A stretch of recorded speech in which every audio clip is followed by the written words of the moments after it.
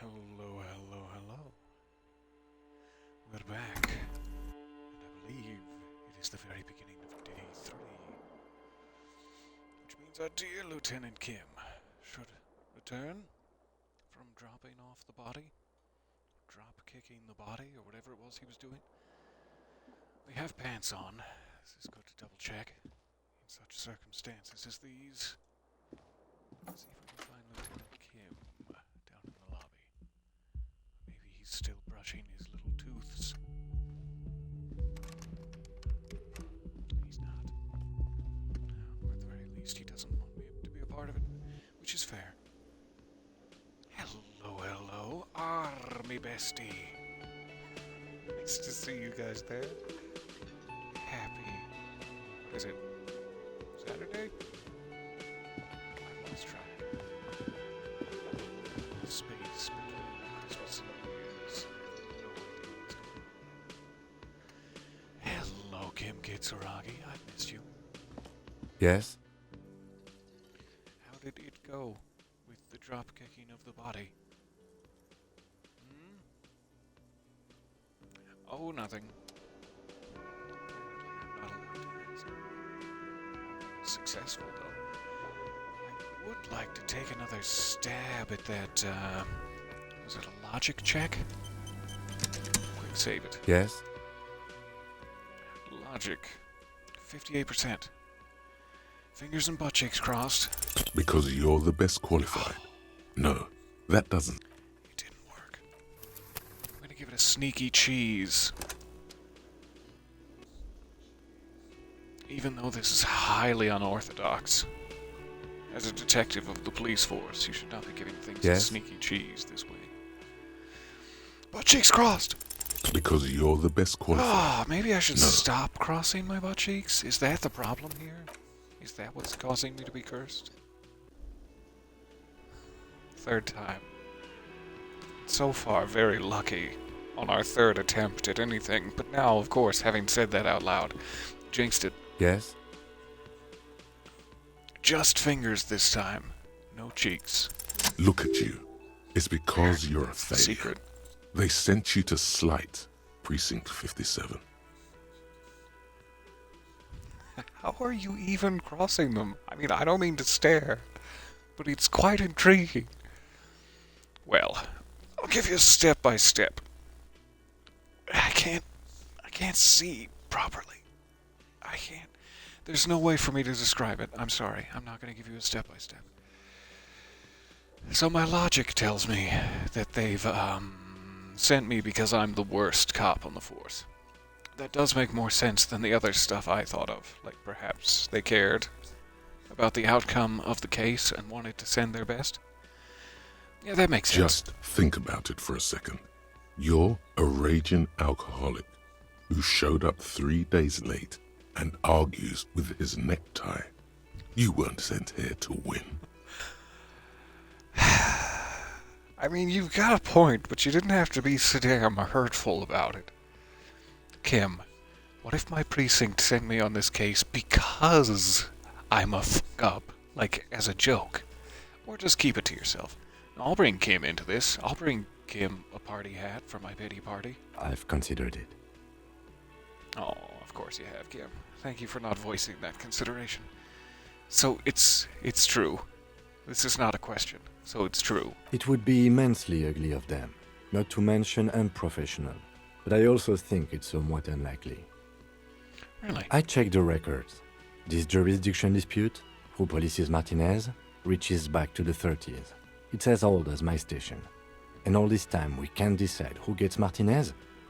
I think, yes, both stations would prefer a win. So you are their finest. I'll take any excuse I can to compliment the good lieutenant. Do you really see me as a safe bet?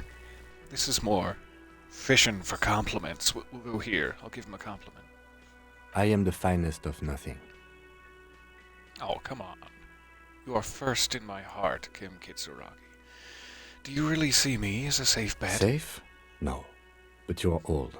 You've made it this far. Something has brought you through. We've only just started working together, so I don't know what it is yet. But it's there. he sees something in me. That warms my heart so deeply. I am incredibly happy to see you guys there. Thank you for hanging out with me. So no, I don't think they sent you as a joke. And even if they did, they are in for a surprise. Ha! Let's show 'em what for. Clasp pinkies with me in front of the makeshift karaoke stage, Lieutenant. Alright. So, having Kim back in our employ, that opens up several areas of the case which we may not have had access to. First and foremost being, can I inspect the bullet again? Because when I inspected it alone, it made a point of going, Kim would probably like to know this. So let's try this one The more time. bullet is still safely sealed away in a plastic bag bearing the RCM stamp. Lieutenant, take a look at this. It is a jacketed bullet close to 5 millimeters in diameter. A jacketed bullet. Okay.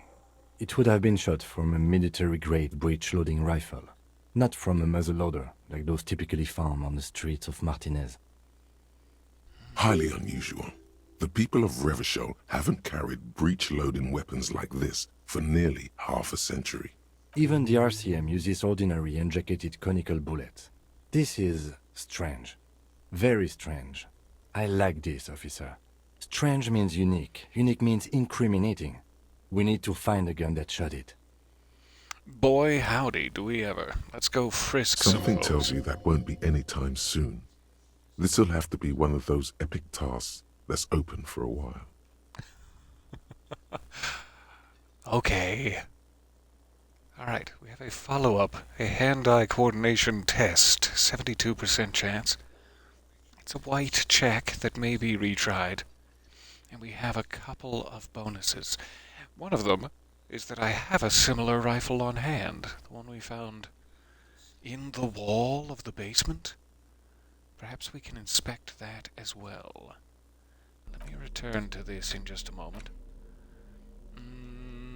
Anything more I can look at with this? A 4-shot bolt-action military rifle. Is it breech loading? Do I load it into my breeches, or is that unsafe? Could it go off and skin me on the tender meat of my thighs? Tell me now. It might do an awful lot more than skin me on the tender meat of my thighs. We kind of have to confront old Tight-Ass up there in the diner area. We're gonna have to confront old Tight-Ass eventually. Let's see if we can press the conversation further now that Kim is back in town. Ba-bum-bum-bum-bum-bum. Looks like the circus left town, but the clowns are still here. It takes you so long to get off your ass and walk forward so that I have access to my dialogue options. I just want you to know. So, the man in the backyard. We found booty prints from your feet. I feel like I should clarify. Did you do it? The pretty boy. You guys really love talking about that pretty boy. You guys really love sexualizing the corpse for some reason. What's your point? Funny. But my partner and I have a serious matter to discuss with you. That's right, Kim. I brought my straight man here to keep you on the subject. Why is there a container belt around the dead man's neck? Why are your booty prints all over the scene? I have spoken to the dead man in a bizarre occult vision. That's probably not, as far as solid evidence goes, probably not the best way to go. You're involved somehow. I just don't have booty prints yet. Let's start with the obvious. Hey, the kind of container belt you use in the yard was on the corpse. Container belt, like we use in the harbor? Mm-hmm. Because we took it from the harbor where we work. Then we went out back and used it to hang him. Kind of glad we waited until now to have this discussion, because up until now I would have believed that the hanging was the fatal act. But now we know he was shot right in the patoot, so they could say this, and it would not necessarily mean that they had murdered him. I'm glad we're on this stable footing. We did this. Together. All of us. Until he was dead. That's why there's a container belt around his neck. I can't tell, though, if he genuinely is being straightforward or if he's playing a naughty little prank on me. I don't seem to have an option to be like, we know he died of a bullet wound. And so I'll just play along with his little jape for now. So you just confessed to murder, hmm? Goddamn right. No.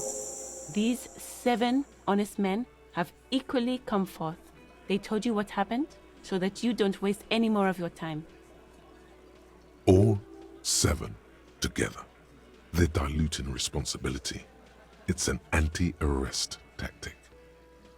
We're gonna have to separate them all into 7 distinct rooms and run the old prisoner's dilemma then. You murdered him, just like that, no remorse? Who called the shots that night?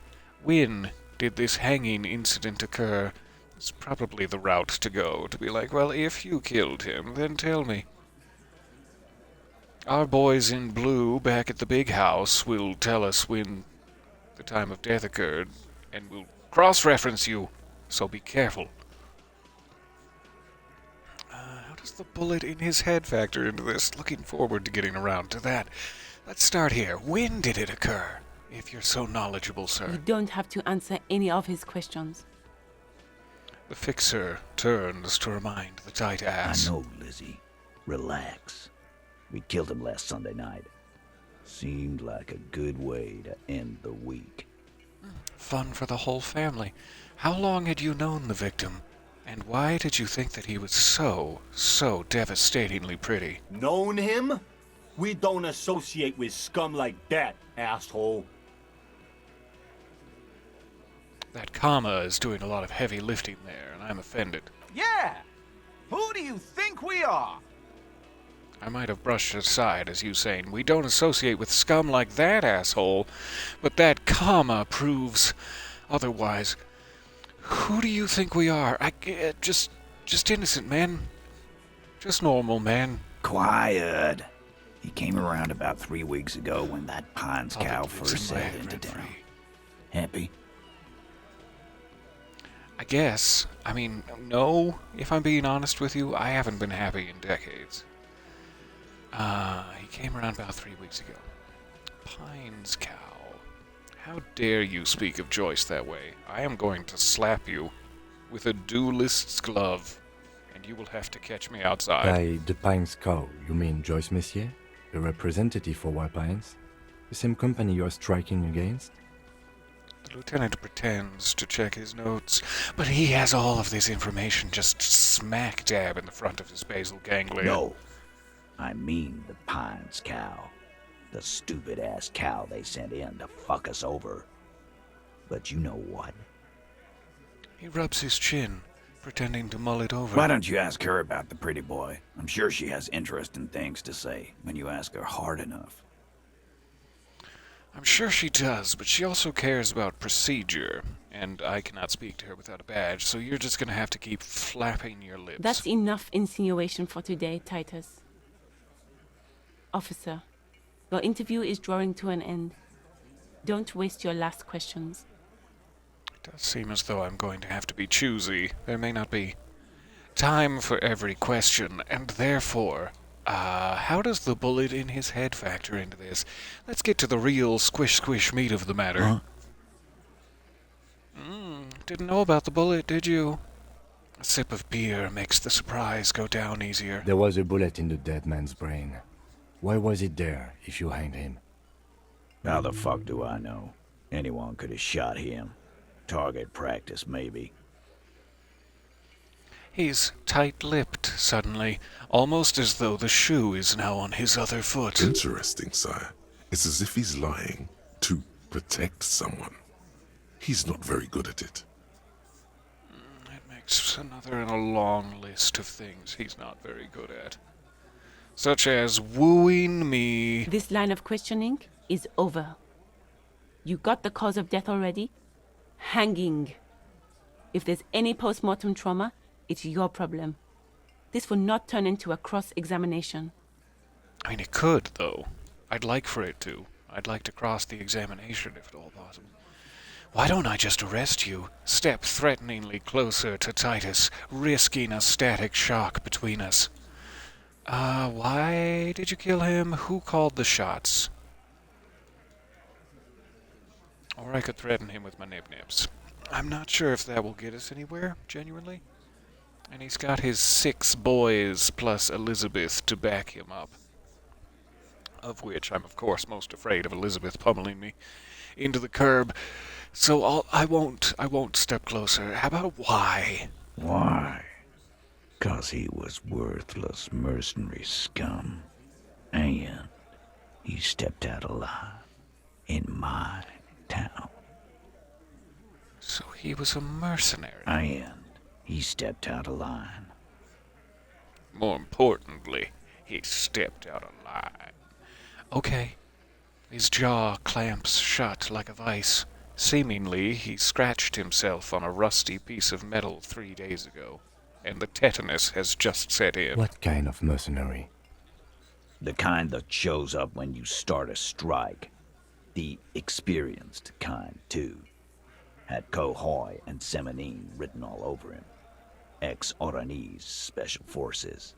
A live grenade. Right here in our bar. What? Are you threatening me, Eugene? This one has a special gripe with him coming here. I can't prove it, but I know he was sent by the Wild Pines. They hire merc shit like that. Story of every strike from here to Samara. Okay. So Joyce, perhaps, has brought some muscular friends with her, in case things go sour. And one of them was lounging about the bar in Tight-Ass's town. Which is, I'm sure, a crime, I guess. But what did he actually do wrong? Did he kick you with his ceramic boots? But perhaps more importantly, how do you know he was in Special Forces? 'Cause one night, he walked straight up to the mic and said, I'm Oranese goddamn Special Forces, and I'm gonna fuck you all. That's not his fault. Those are just the lyrics of a popular song. He was trying to get involved in karaoke night. Really? Breakthrough imminent in my apricot-scenting chewing gum. Thoughts? We'll deal with that in a moment. Yeah, really. Had a gin and tonic up there, sang some Oranese paratrooper song, and said he's gonna fuck everyone. He was just trying to spread the love. He's a very generous and flexible lover. You guys didn't give him a chance. We couldn't believe it either, but he fucking did. Right there. Like some kind of animal. Thanks for chiming in, Shanky. Sire, the tale is true. Is it drama? I can never be sure to trust you, drama. I want to trust you. This is a serious violation of the karaoke code. Okay. Besides crimes against karaoke, what did he do wrong? Wrong? He harassed women, raped one, harassed workers, threatened to kill some as a warning. He wipes spittle from his mouth. Well, if that's true, I'm glad he's dead. Do you have anything in the way of proof that I can take and be glad about for the rest of the day? From rape to harassment to threats of violence. Why the strange de-escalation? He regrets mentioning it. Hopes you didn't notice. Empathy, you never let me down. Kill us all if we don't open the gates, if we don't let the scabs in, if we don't bend over. That was before he started coming here. Yeah, he said it was his favorite joint now. Started to come in here every night. Drinking, grabbing girls. Grabbed one of ours mid-karaoke, right there on the stage. He grabbed someone? The lieutenant is trying as hard as you are to make sense of this flood of information. Yeah. This girl's on the mic. A beautiful girl. Young. Gets into the second verse of Lover Lake. The fucker grabs her legs, starts screaming. Show me your cunt! Why don't you show me your cunt? Then, Oof. he gets knocked on the head with a wine bottle. Doesn't even fall down.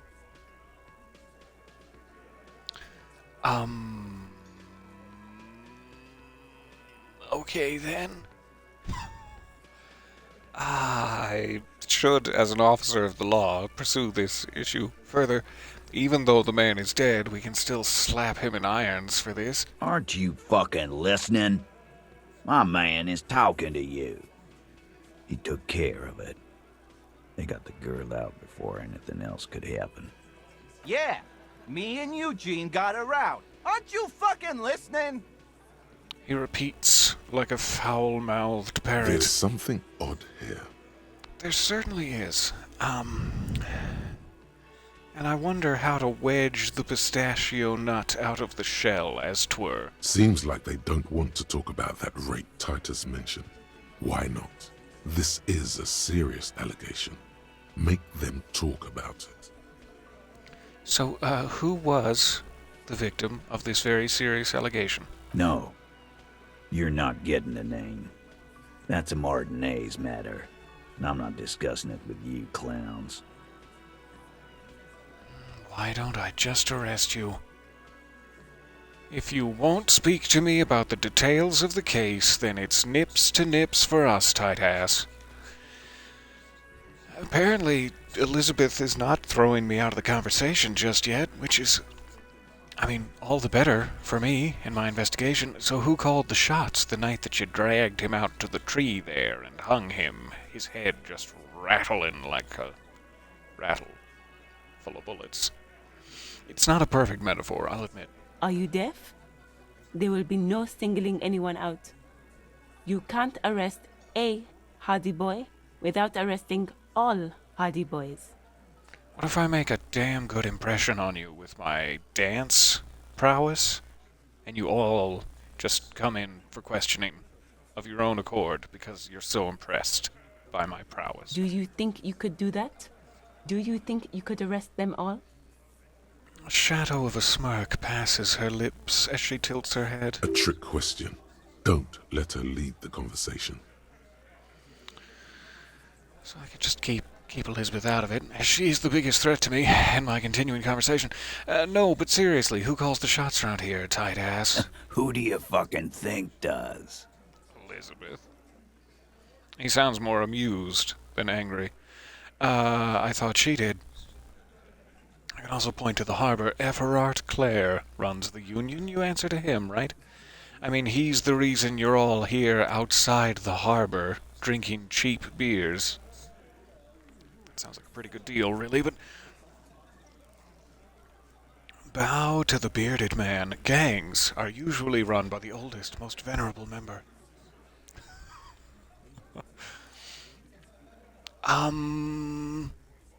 It's the 8th Hardy Boy, who is, from all accounts, a hardy girl, and who has the biggest dick of you all, it seems. The one who's missing. I don't know. We don't really know anything about the 8th Hardy Boy, so we can't make that leap of logic. Everard Clare is a solid choice, but it's not really related to this situation. I am not sure how to answer this. Though Titus is the front man for this particular engagement, there's also no guarantee he's in charge of any of them. I guess safest bet seems like Everard Clare, but they might laugh at me. And even worse than somebody dying or failing to solve the case, the laughing at me in public seems like a really bad outcome. Everard Clare. You keep him the fuck out of this. We have autonomy. It's all on us. Everard runs the union. I run the Hardy Boys. Pretty much any answer that didn't give him the satisfaction of being named as the leader is okay with me, so we'll run with it. When the shit starts spinning, it will not land on Mr. Clare. That's the deal here. The Fixer will ignore the notion completely, focusing on Titus's culpability. So for not running the show, they sure seem awfully eager to protect him. Good to know. When Titus Hardy says he runs the Hardy Boys, he means that in an administrative capacity. on that night, everyone acted as one man. Thank you, Your Honor. So, how did you kill him? We hanged him up by his neck until he got real still. Wasn't that obvious, Copper? Did you just call me Copper? Would you like me to go get you some... I can't think of an appropriate reference for the 1920s, but I'm calling you old. Just know. Just know that I'm calling you old. Didn't they teach you anything at the cop school, idiot? I actually don't remember what they taught me at cop school, beyond clearly an impeccable sense of fashion. You're pretty sure you've had at least 2 years of cop school and many more of active service. The autopsy showed there were no ligature marks. His hands were not tied. Can you explain that? He was awfully eager to follow you boys out to the tree for the big hanging. Look, I'm not gonna play 20 questions with you, Capo. I'll say it again. We killed him. Yeah, I knocked him out. Came up behind him and clapped him in the back of the head. He went down like a sack of sand. Sounds heavy. Who carried him? Angus? That's right, lawman. And then we hanged the fuck. He spits through his teeth. How does that work? I mean, I'd try it, but the sound right in my microphone would be... ugh. Ah. But how does one spit through their teeth? Is it that creepy thing that, like, chewing tobacco cowboys use in the movies? Is that what he means? Make them a bit more uncomfortable first, then see if it all adds up. So, Mr. Tats, what did you use to knock the victim out? You said you clubbed him. Do you have the murder weapon with you now? Where did all of this action take place? Wink, wink, nudge. And we have a red check. Perhaps with more information our chances will rise. But we already have a couple of bonuses. This cannot be retried. So, Mr. Tats. My fucking elbow, Copper. Samaran boxing style. You'll have to show me some moves one day. Perhaps up in my room, privately, clothing optional. Samaran boxing, or Sambo, is an eloquently violent set of one-on-one fighting moves, originating from the Samaran Isola. Sambo style implies stealth, cleverness, and cool. I'm attempting to live my entire life Sambo style. Continue. He may be lying, but he's good at it. No twitching, no rushing, no uncalled for details. And where did all this wink wink nudge nudge action take place? Right fucking here. Eugene already told you that the fuck had started coming to our bar. Yeah, man. Weren't you listening? I mean, I was listening, but more importantly, Lieutenant Kim was taking notes. So I got an extra bonus from Elaine Might Be Lying. Still not great chances for something I can never try again. Can I come back around to it, or if I leave this particular shady grove of the dialogue, is it no returnsies? I have other questions about the lynching, but if I never have another chance to ask this, then it doesn't matter whether I fail. It's still a one-time thing. I would very much like the information. I wish you could save it while you're in dialogue with folks. We're trying it. Nobody crossed their butt cheeks. Actually, they're admirably, surprisingly composed. The entire room, given how many questions you've lobbed their way. Really?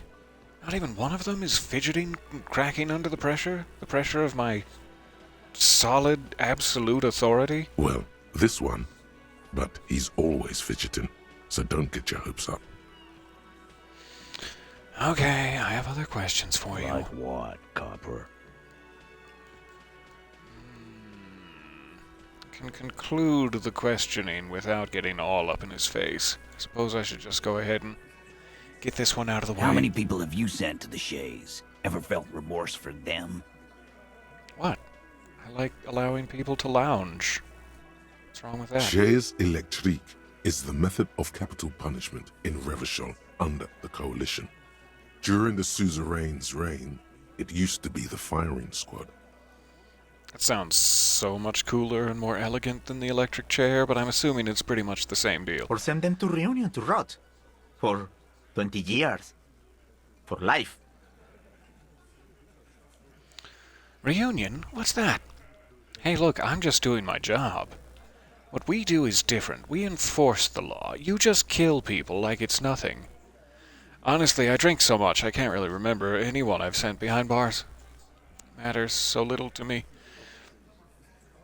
Yes, but everyone I've sent to the Réunion is bad. A bad criminal, scum of the earth sort of type. I'd better information gather. Réunion. The River Esperance Correctional Facility, a military prison run by the Coalition, dubbed Reunion by the inmates. The origin of the name is unknown. Alright, so hey, I'm just doing my job. That's Oh, so you are just a simple, well-meaning man, eh?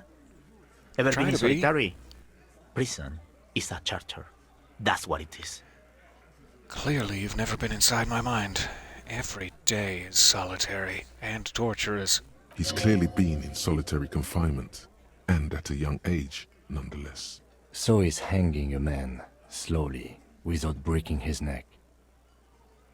Which is what you say happened. Alright, what are we gonna do now, boys? Nothing. Your investigation here is done. Leave Martinez, go back to your stations where you belong. New task. Prove your authority to Titus Hardy. Well, when he gets a glimpse of my mesh t-shirt and tidy whities, I think he'll find it pretty hard to refuse. I think we're going to stick around, thanks. Some things don't add up here, Titus. The lieutenant closes his notebook sharply, I imagine, like a tiny little crocodile feeding upon the air. I've done this job for long enough to know that people don't just confess to first-degree murder. Even if it is a group responsibility, we're going to look into this. Good luck with that. You've heard everything a rent-a-cop is gonna hear from us. Real law officials. You're lucky you didn't get a beating. Aw, is that still on the table? I'd love a beating, Daddy. 3% chance of proving my authority to Titus because I was weak when you first met. Well, that's fair. Okay. So I can talk about the hanging again. This is probably important to go for. You still haven't explained the bullet I found in the hanged man's head. You still on about that bullet? A bullet in a hanged man's head. You're right, Copper. That is mighty curious. Mighty, mighty curious, yes. Hence why I'm asking. Indeed, mighty. How did it get there? The lieutenant is fixed on Titus. And if I weren't here to hold him back, he'd probably whip out his garden shears and fix Titus right good. Well, there are so many bullets in the world, and so many heads. I guess it's only logical. At some point, one of them bullets had to end up in one of them heads. I actually really like this as an explanation. Well, it's bound to happen. Case closed. It's bound to happen again, you know? Just statistically speaking, of course. Sire, it would be an event most dramatic if you were to produce the bullet and dangle it before their very eyes. It would be very dramatic, you're right. Would it be helpful? I wonder. I think the hanging was a cover-up for the shooting. That is what I think. Did you guys shoot him? We'll start here. I think the hanging was a cover-up for the shooting. You know what I think? I think he was shot in the head as a kid, and his brain grew around the bullet. I want to hate Tight-Ass so much, but this out-of-the-box thinking is so refreshing, like a breath of cool breeze inside the diner area. Around the bullet, man. That's a good one. All the goofing around is to avoid lying. It's a technique. It's called New Boots Goofing around the point. They're only pretending to enjoy this. Beneath the act, they don't like you knowing this. I know, right? So did you guys shoot him? Shit! I probably did shoot him. I was drunk last night. You guys know me when I'm drunk. Yeah, Glenn likes to shoot his guns when he's drunk. Better hope he stays sober. Mind if I see your firearm, Glenn? Don't suppose it's breech loading? Unjacketed rounds, is it? No, he meant before he was hanged. Did you shoot him before you hanged him? Before? After? During? This is getting ridiculous. They told you what happened. Stop wasting your time. Alright, I'll stop wasting your time. You boys seen anything like this before? Wow! He's got it in a real evidence bag and all! I know, right? Pretty damn impressive of me to have an evidence bag. So I'd start fessing up. Why don't you go home and log it into evidence? These men have told you what happened. Elizabeth, stay out of this. They were about to tell me everything. Oh, don't worry. We'll figure this out sooner or later. You boys enjoy your pie and such. Never been worried in my life, lawman. He crosses his hairy arms. Oh, my. Having forgotten his beer for a moment. It's not like you blew it wide open, but there's a little crack in there, somewhere. All I require in the world is just a little crack. My chances have doubled. That's something. I had a strange reaction to the bullet, is why. So this is a white check. I can try it and try it. I think the lowest I've ever succeeded at something, though there's, always a small chance. But the lowest I've ever succeeded was at like 17%. Not wildly optimistic for an 8. Let me just make sure there's no other skill checks hiding in the hanging Again, dialogue. 1 second. Just get the dead guy's autograph, since you're his biggest fan. Well, he was such a pretty boy. Good one, Titus. Okay, so I can always go nip to nips later if I feel the need. And I very well might. No more questions for now. Thanks, boys. About fucking time. I know, right? Whew. Insufferable, this one. Alright, you enjoy your pie. And I have to enjoy your long-ass sitting animation. Sure. Okay. Apricot chewing gum scented one. August 2nd, early late summer. You're getting off the streetcar in Le Jardin, east of the river. Her father and mother are middle class. The nylon of her little jacket rustles next to you in the dark like autumn leaves. Her heels click on the pavement. You're walking up to the gate in front of her parents' house. She takes out her chewing gum and you kiss her. A feeling like electricity flows through your whole body. Immediately, you know that you've entered a completely different world. She was just trying to get some gum and you just went for it? What if she wasn't in that place mentally? What if she wanted the gum first? You didn't even give her the chance.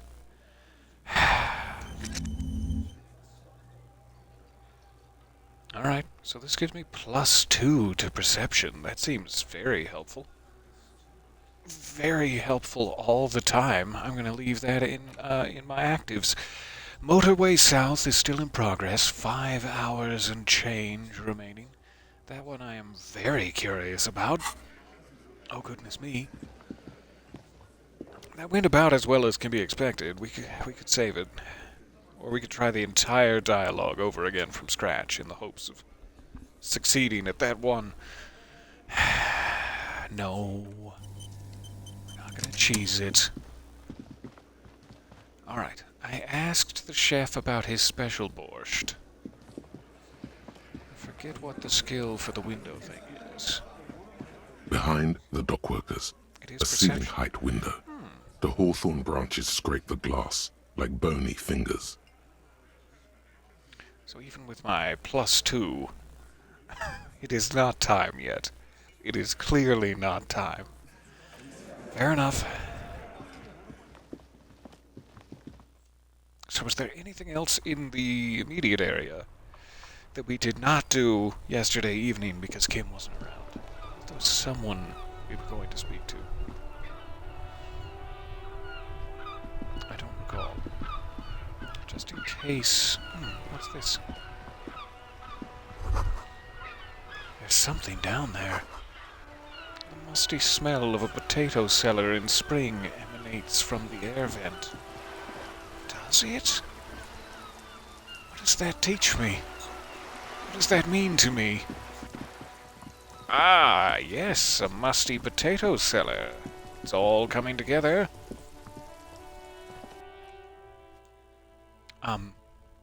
As I was saying, I want to talk to the ex-military gentleman. Now that we've talked to the Hardley boys about guns, just in case, that they probably still have nothing. Officer! God damn it. Pull yourself together, What's going on Rene. with me? What do you want? Why did you spit on my boots? Okay. Nothing new with Rene. I have really outdone myself. This is divine. He takes a bite out of his sandwich, but he's not going to offer you any, it seems. Yes, that's what you need, Gaston. More padding on that fat arse of yours. I hope your heart gives out. Oh, Rene.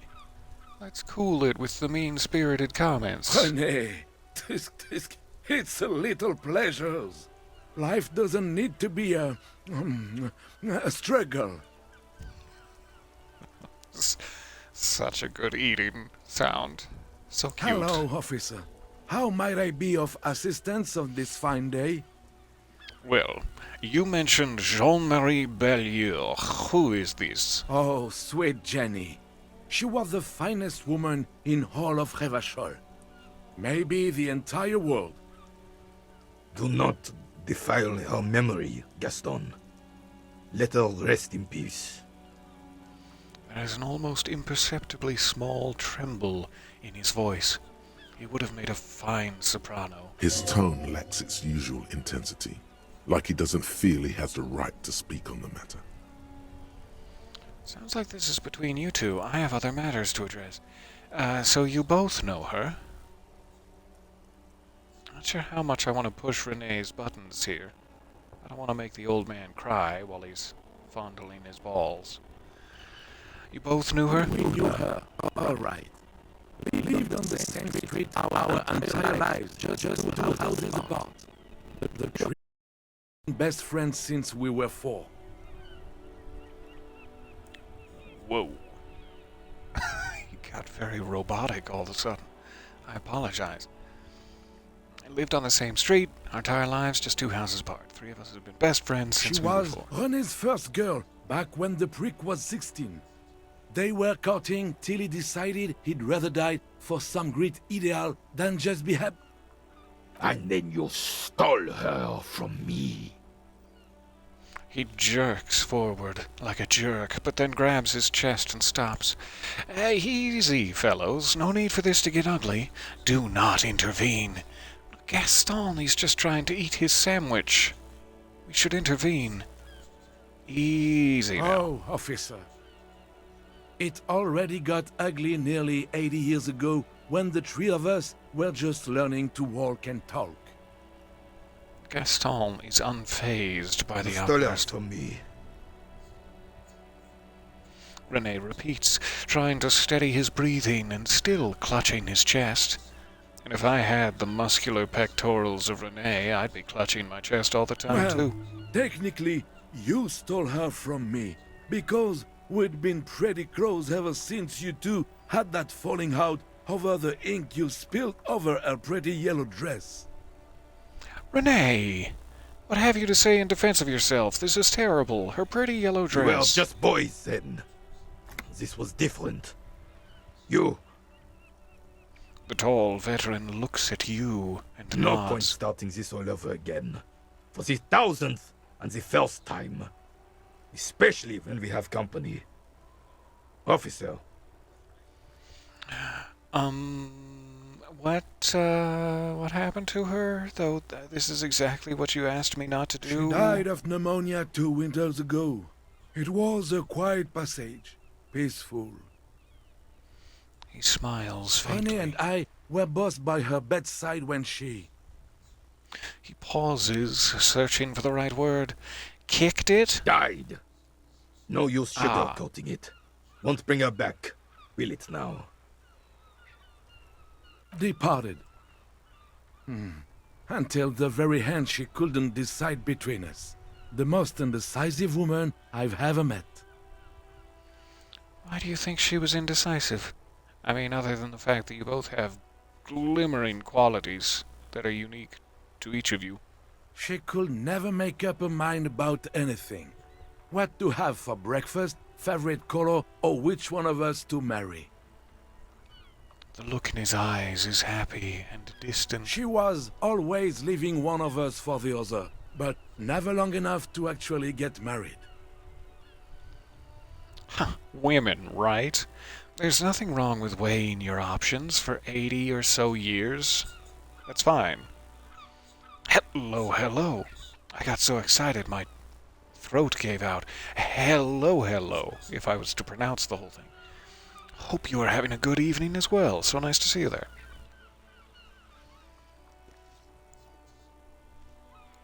Alright, nothing wrong with weighing your options Heck, first. technically, we're both still engaged to her. You always confused her. Couldn't let us be happy. Seduced her with your fancy words and pastries. He knows what women like. He Pastries. suddenly remembers you are still there, falls silent, and turns away. Hey, thanks for sharing. I'm sorry I pried. Of course, officer. Memories are all we have left. Tell me, what do you know about the dead man? Or looks delicious. Can I get a bite of that? Don't take the old man's sandwich. He needs that to have calories to burn throughout the day. What do you know about the dead man with the shiny Let me boots? think. I heard someone was hanged and left on a tree for a week. But that's all I know, really. You must have heard something. No, officers, I'm sorry. And I really would like to assist. You are both good guys. I can see that. Hello, hello. Did you miss the stream? Again, no, not at all. We still have probably a good, hour and 15 minutes before I must rush off and put something in a crock pot. You're both good guys, I can see that. That's incredibly flattering. Especially considering what I'm wearing underneath this jacket. Then help them, you wimp. You have plenty of shoulder with the ghost caviar in the Union. Someone must know something. He means caviar socialists. I wish I could, but I just don't know anything. I always keep my nose clean and don't gossip. Everyone knows and respects that. Odd. He doesn't seem to be lying, but there's something off here.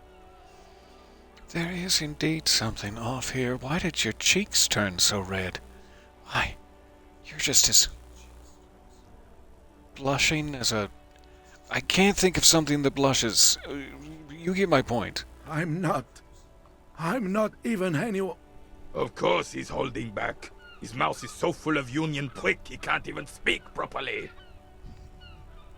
Again, there's nothing wrong with weighing your Can options. I at least finish my fucking sentence before you piss on it? Is that okay, René? I'm not anyone important in the Union. I just know Evrard.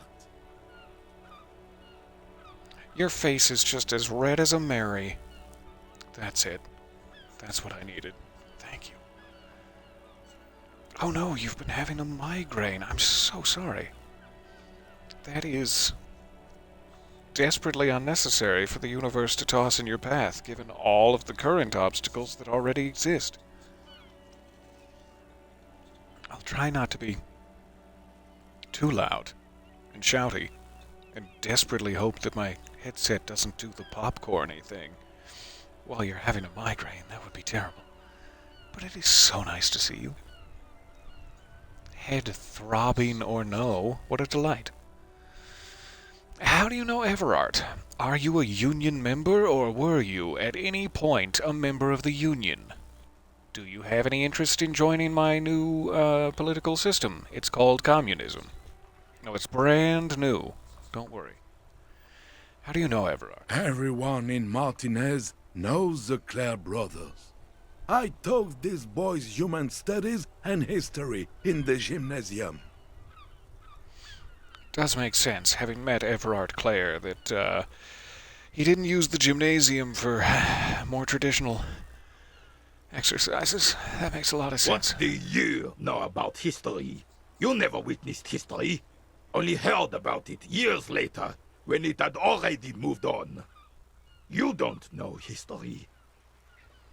Typically, I wouldn't make jokes about someone's appearance, but he made me sit on that uncomfortable chair, and I'm hurt and out for vengeance, even if it's inappropriate. The old soldier mumbles something under his breath and turns to face the sea. There he stands, proud, rigid and alone, like a cracking marble statue.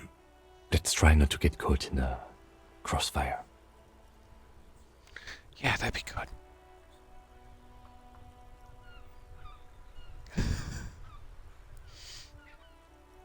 Somebody's out here in the chat making raunchy jokes. I can't believe it. Lest we leave riddled with bullet holes. This animosity is ancient. So were you at any point a Union member? Oh, in many ways, yes. Like an honorary member. I attend meetings and parties, help with little things. Everard, Edgar, and the older debarders all know me. I didn't make any raunchy jokes. Yeah, likely story.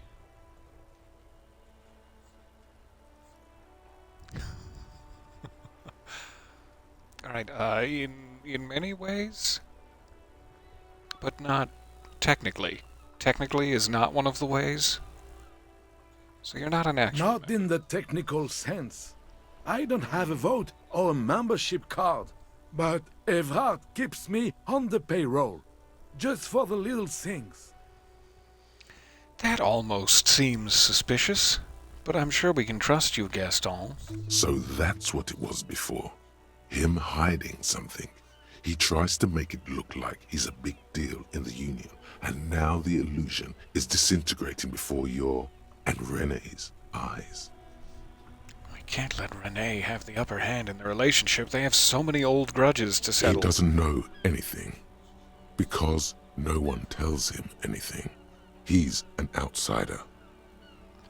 Same. Of course he's not a member. He's not a member of anything. I knew that. He's a Weathervane. Turns to where the wind blows and tries to look important. In his defense, especially holding that delicious sandwich, he does look quite I important. hate the socialist rabble, but even siding with them is better than living your entire life on the fence. Never committing to anything. Pick a damn side already. So what are the little things that you do for Everard if it's not gonna scar the children to hear? Writing work mostly. Occasionally, he needs something written, and I happen to have a way with words, people say. What kind of things do you write for? Oh, nothing official, I assure you. Just essays for the newspapers. About Martinez and how things are and how they could be. Everard and I have these long talks where... Well, he tells his little pen man exactly what to say. It's commie propaganda, plain and simple. You should be ashamed of yourself. You should be ashamed of yourself for all this commie propaganda. And you, Renee, are you a caviar socialist? I don't even consider myself a regular socialist. Gaston, apparently. Politics is not really something I involve myself in, officer. So you write a bunch of political newspaper pieces, but you're not political? So you are a weather vane, then. But you need to believe in something. Freedom, the people, revache, or even money. Well, that's smart. I keep my nose clean, too. I try to, but then my brain makes fun of me for it and tells me I need to pick a side. But yeah, I like to keep my nose clean. How can you write newspaper pieces if you're not political? Just slap words together, really. Any kid with a glue stick can write a political piece for the newspaper. Officer, I have a vivid imagination. And like I said, I have a way with words. That's enough. No need to sink into politics. The sticky, sticky mire of He politics. just fluffs it up. Does he? Of Shocking. course. Don't sink into anything. Don't sink into any fight. Only sink into your couch. I don't necessarily want to pile on to Gaston and scold him further. Yeah, you do need to believe in something. I'd love to get to know you better. Before I ask for a bite of that sandwich. I believe everyone has the right to think and do whatever they want. Even if it's nothing at all. I'm very adaptable. Oh, mon Dieu. The carabiner closed his eyes like he's never going to open them again. I use him for rock climbing. Thanks, that's all for now. No, thank you. For being consummate professionals. You'll have this case wrapped up in no time. Ah, your faith in me means so much, Gaston. Unless you're being sarcastic, I'm gonna let him have his sandwich. Even though it really does look delicious. Bye for now. So, it is day 3. We should run past the southern bridge. And see if anything's changed. Perhaps day 3 is Wednesday?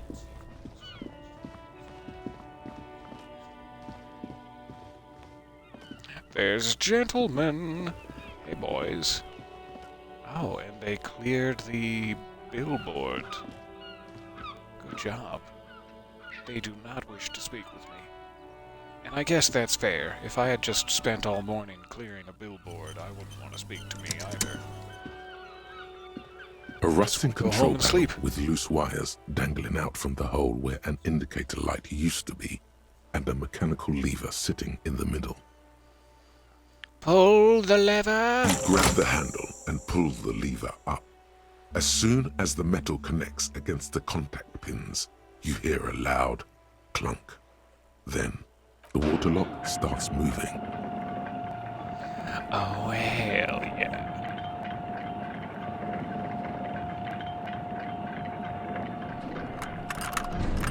Junk. That was very satisfying. Thanks, muscular Okay, boys. if we ever need to get to the coast, then this is the way. But please, contain your wanderlust for now.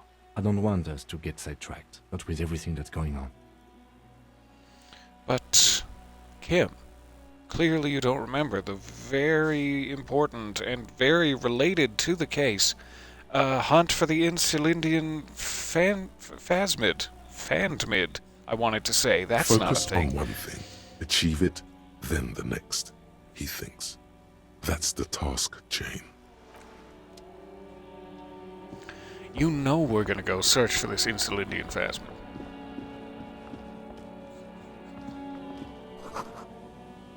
The radio relay hums with electricity. Try not to touch it with your bare cheeks. I have to go all the way around. Fine. Fine, I'll wait. Do. Walking through the snow with Kim.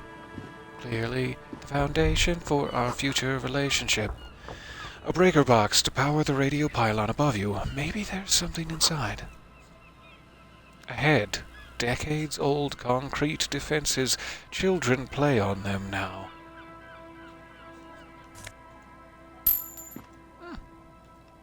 Nice.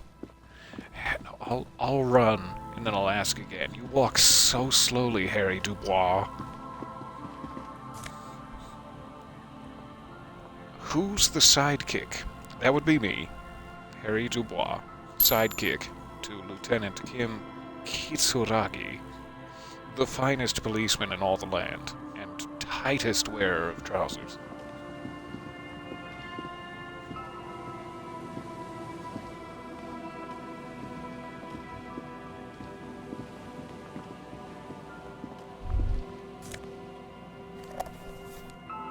Stealing everybody's loose change and magnesium. Traffic beyond the gate. More abandoned motor lorries.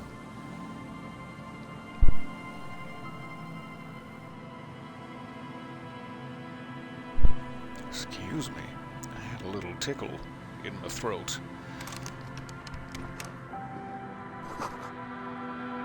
The sign says no entry.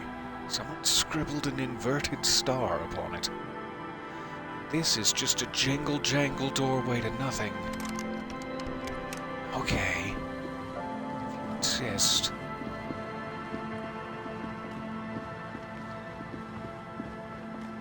Anything else I can interact with back here? Seemingly not. So should we follow the coast down or follow the coast up? We're certainly not going inland. I'm gonna go down first. See what I can find. Someone has broken down the fence and the barbed wire. Very lucky for us. Whoop! The swing is missing. No one's been here for a long time.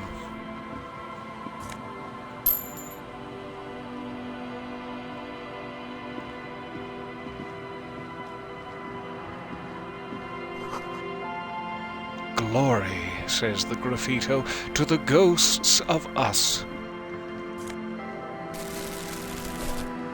Bottles from a tear bag. Someone has left their music collection beneath the tarpaulin. Smallest church in Saint Jean. It's probably not how it's pronounced. Sounds. Making a lot of money. On this side of the river, who knew? Still, however, do not have enough. For the nightly rent, if that becomes an issue. I don't seem to be able to get over to the motor lorries, to the traffic-y side of town. Fair enough, I guess. So there doesn't seem to be a secondary exit here. Birds in the birch tree. Barely audible coos come from above. Aw, the birds think I'm a baby. They're cooing at me. Birds are right. Rust peels off the bent iron posts of the swing. The wind whistles through the skeleton of the small house behind you. There's desolation everywhere. Yet someone used to live here, laugh here. Thought it was a good idea to build a swing, even. What do you suppose In happened? this yard? The lieutenant looks at the small building. A flock of grey swallows takes off Someone in the thought distance. they could have a summer house in a bloc obscur for cheap. It didn't work out. They abandoned it about a decade ago. What's a block obscure? A black bloc. A part of the city left unrenovated after the war. Or one that has fallen to gang violence. Or has become inhospitable in some other way. On aerial photos, block obscures look like dark squares, hence their name. So this part of the coast is a block obscure? Practically, it's not an official term in any way, but look around. No sewage, broken power lines, crime, drunks. Life is tough in the blocks. It's no place to build a summer house. At least there aren't any ROUSs. At least they left some old music behind. Tap on the tape you picked up. Yes, and you picked it up as part of the Jamrock Shuffle. gives you a weary smile. He's been making fun of me the entire time, if you missed this dialogue earlier, for doing something called the Jam Rock Shuffle, which is where I run around looking at everything completely unrelated to the case, in a zigzag sort of It's maniacal not pattern. meant as nagging, just an observation. Just an We should observation. move. I don't think we will solve the murder with forays into the urban hinterland, at least in this phase of the investigation. So we definitely will later? Is that what you're trying to say?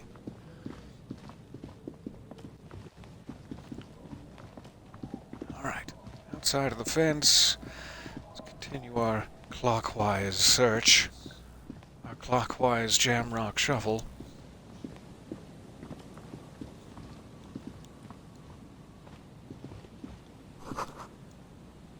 Through the broken glass, dusty shelves, and a forgotten chair.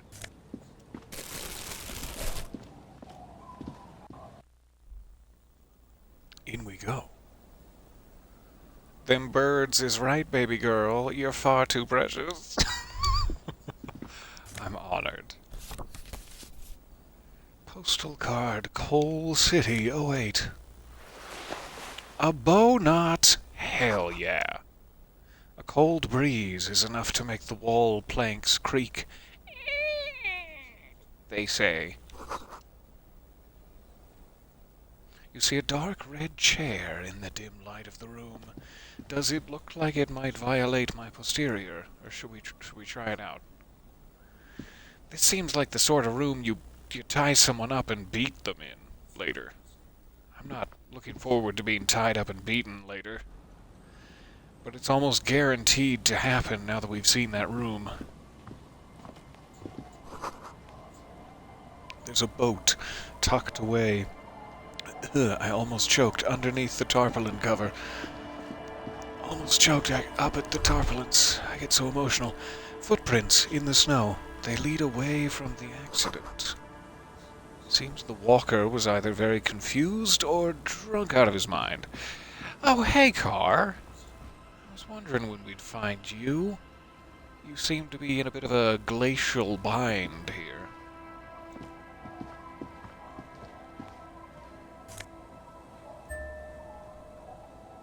Banged up fuel canister. It's doing a bang up job. A bottle drained of all of its booze is frozen to the ice.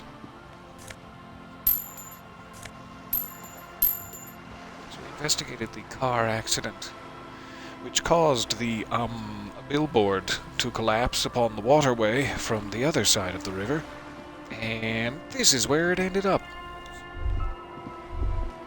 A banged-up motor carriage Does it lies belong to half it? submerged in the icy water, slowly sinking into the Insulindian Ocean. Only the cabin top, rear wheels, and the engine remain visible. It must be cold and lonely down there, in the icy water. Aww. My sense of empathy for this car is wildly heartbreaking. That rebel who jumped the canal and broke the waterlock. This is their doing. This is where the rebel who jumped the canal ended up, not so daring anymore. Not so daring at all. We don't have time for traffic hooliganism right now. No, let's do I agree. investigate. We should definitely investigate. Kim, I'm sure you've already put the pieces together too, and you're just looking for another chance to very gently and playfully rib me. You get a sudden sinking feeling. Stomach acid comes up as you look at the motor carriage in the deep, dark, cold water. Why the doom and gloom? It's just a sunken motor carriage. Some motor carriages are bound to end up in the sea. Right? Definitely nothing to do with me. Ha ha! Run your hand over the cold metal. What is the make of this motor carriage? Can I see a logo? The logo is too deep in the murky water. You can't make it out, but you do see a monkfish float by.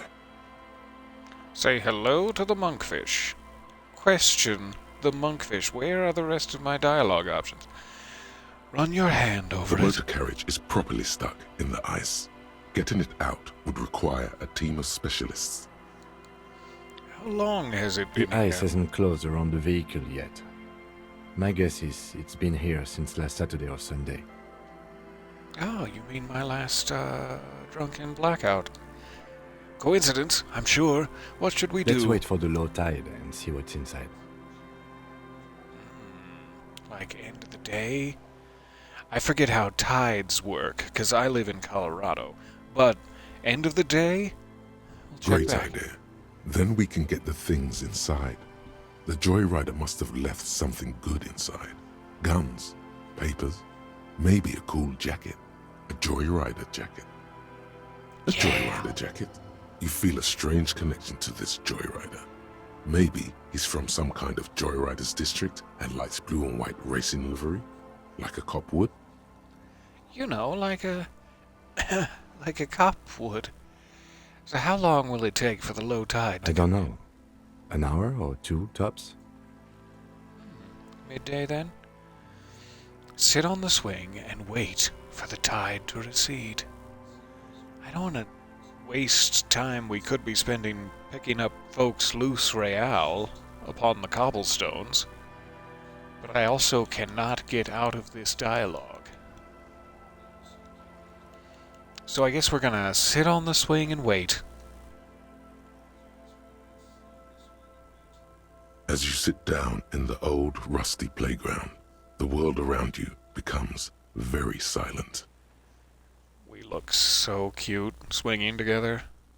I'm The shipping it. hinges creak under your weight, dangerously so. Nothing but the sound of seagulls high above in the sky, echoing like distant laughter. Ice cracks around the blue motor carriage in the sea. You know, it looks very blue. Yes, it does. The sort of color that, you know, an official police vehicle might be. And you have yours, right, Kim? You've still got your motor carriage? Ah, I wonder where mine is. So what's your favorite blue thing? Let me think about it. Okay. I'll ask you later. 72% chance to successfully whistle a tune, but it is a red check. So if you fail to whistle a tune, oof. May God have mercy upon you. What is your favorite blue thing? Raspberry ices.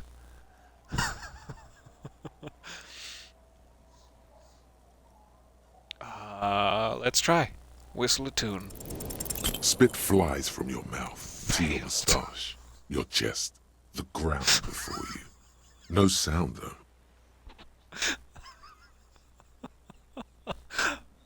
Oh. Don't look at me, Kim. Don't look at Raining me. heavily here, Chief. Mind keeping it down a bit? Sorry, horrific necktie. That was rude. The lieutenant must think it's rather funny. He smiles and quickly turns away.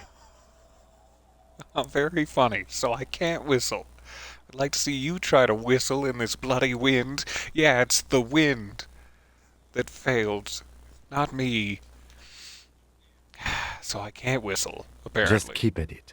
It will come to you. Aw. He's gloating at you. Oh, it's so easy for Mr. Teacher.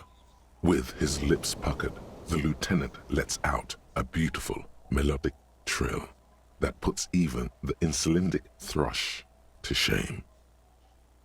Kim, you have awakened a passion in me with your melodic You drill. hear the sound echo on the large body of water. Clouds race across the spring sky, and suddenly you just feel better about everything. Okay, that's way better than what you did. Oh, it sure was. And he didn't even spit all over his necktie. The clouds pass in the sky, and the shadow of the swing moves like the hour hand on a timepiece. 30 minutes have passed. Looks like this might take a while.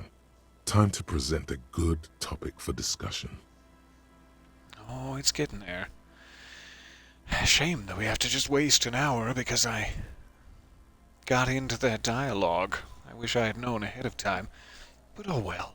We're having a lovely swing with Kim. So, was your dad also, point to your eyes?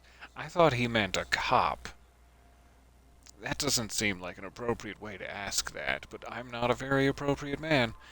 The tide sure is taking its sweet time. Would you rather sit on an anthill for an hour or stand in a river of leeches? Like, indefinitely? Are they both for an hour? I've gotta Well, ask. historically, leeches have been used to prevent and even cure many ailments. Okay, he's thinking. I can do this. Let's do this. Who'd want to sit on an anthill? There are no therapeutic benefits to, well, napalm ants, for example, are used in some rites of passage rituals. Clouds on the horizon grow darker, and the shadow of the swing set keeps climbing. You hear the distant rumble of the city. 30 minutes pass. If you have to side with either the strikers or the shipping company, who would you choose? Do you think I will ever find my gun? Let's try. Strikers or shipping Luckily, company? I am already a member of an independent organization, and therefore do not have to choose between a rock and a hard place. But if someone who, owned a gun and still possessed it, put that gun to your head, what would you choose? Or is that just your way of saying you'd side with the company? Don't make the decision for him. If someone put a gun Your to your voice head... echoes on the water, strange and out of place in the environment. 30 more minutes pass. Can you make out the mark now? Squint your eyes and say, is that a number on the side? See if you can make out the Detective, mark. I've been able to make out the mark ever since we arrived. I find it odd that you haven't. It's a Capri, Model 40.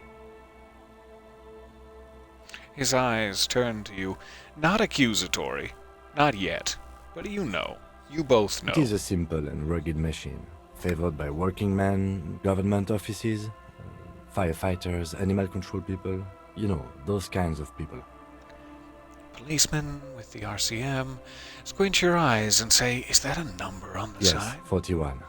What do you think it stands for? Probably my It's precinct. as if he knows what it stands for, but wants you to say it. It's pedagogical. Does he know something about the driver of this vehicle? 41 must be his rank in the underground street racing hierarchy. Vroom vroom. Small fish, this one. This must be Tommy 41, the morning host of FM 41. It looks like the factory made a mistake and accidentally called this one Capri 41. Stupid factory. I hate guessing. District? Something, a precinct maybe? Something municipal? You're getting a horrible headache.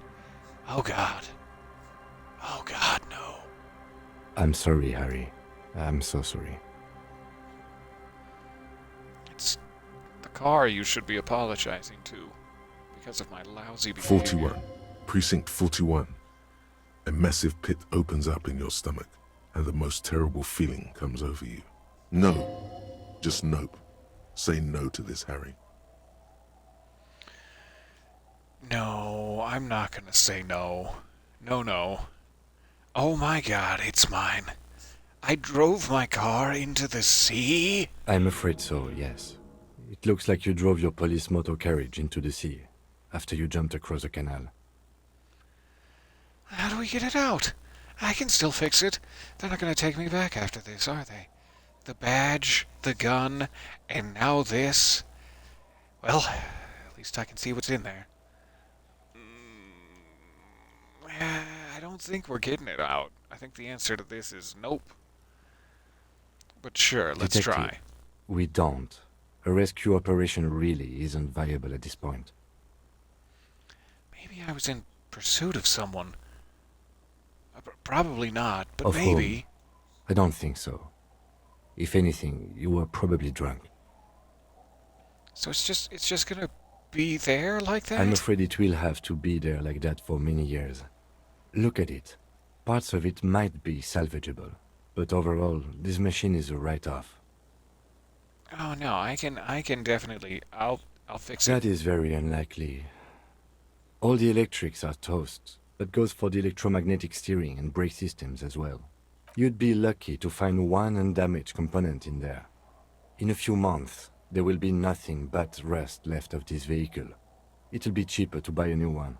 Well, not cheaper. This motor carriage costs 40,000 real.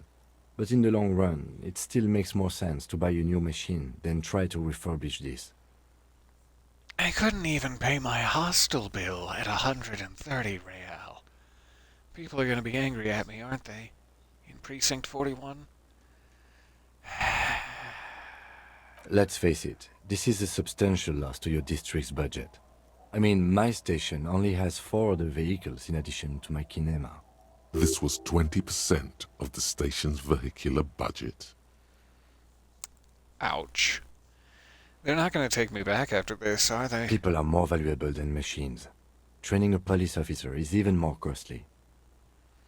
Oh, that makes me feel better. The badge, the gun, and now this. The lieutenant adjusts his glasses and doesn't say anything. There is also a 4th thing you've lost. Oh.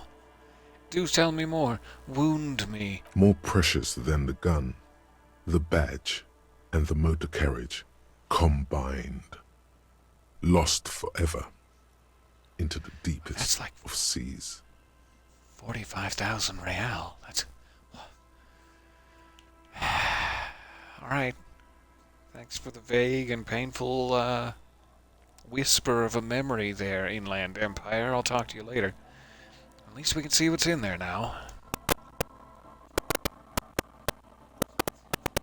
Yes, it's good to it.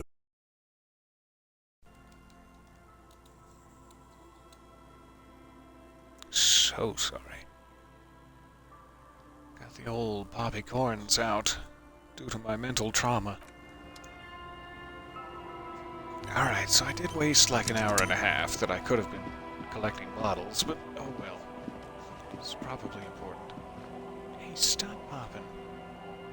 You stop. You said it once more, just in case.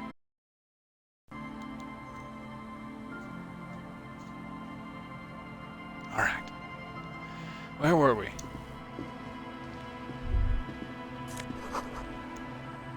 The ice just off the coast crackles, shifting.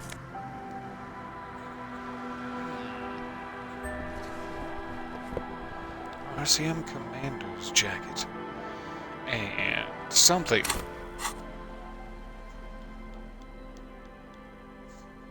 My cold city postcard depicts a forest of smokestacks releasing fat plumes of smoke into a blue cloudless sky. The tinge of age, the color of old teeth, gives it a sickly look.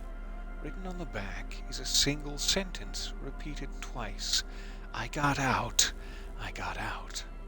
No addressee. That seems important. That seems important to someone. Banged up fuel canister. Dented stainless steel canister for transporting and storing heavy fuel oil. A logo on its side has been partially stripped over years of use. The government-issued red-dyed fuel oil inside looks like paint, though it smells much, much worse than paint. Got my new bow tie. You're sure that wearing this tie is a statement. You're not sure what kind of statement, though. Theater kid. +2 to drama. What does that count as? Like a neck? Must be a neck item. Obviously. RCM Commander's jacket. 1 to Esprit de Corps, 1 to Visual Calculus. A black uniform jacket with RCM's signature white rectangle on its right sleeve and backside. Oh my. Letters inside the collar read LTN 2JFR. The jacket is of exceptional quality other than some minor wear and tear.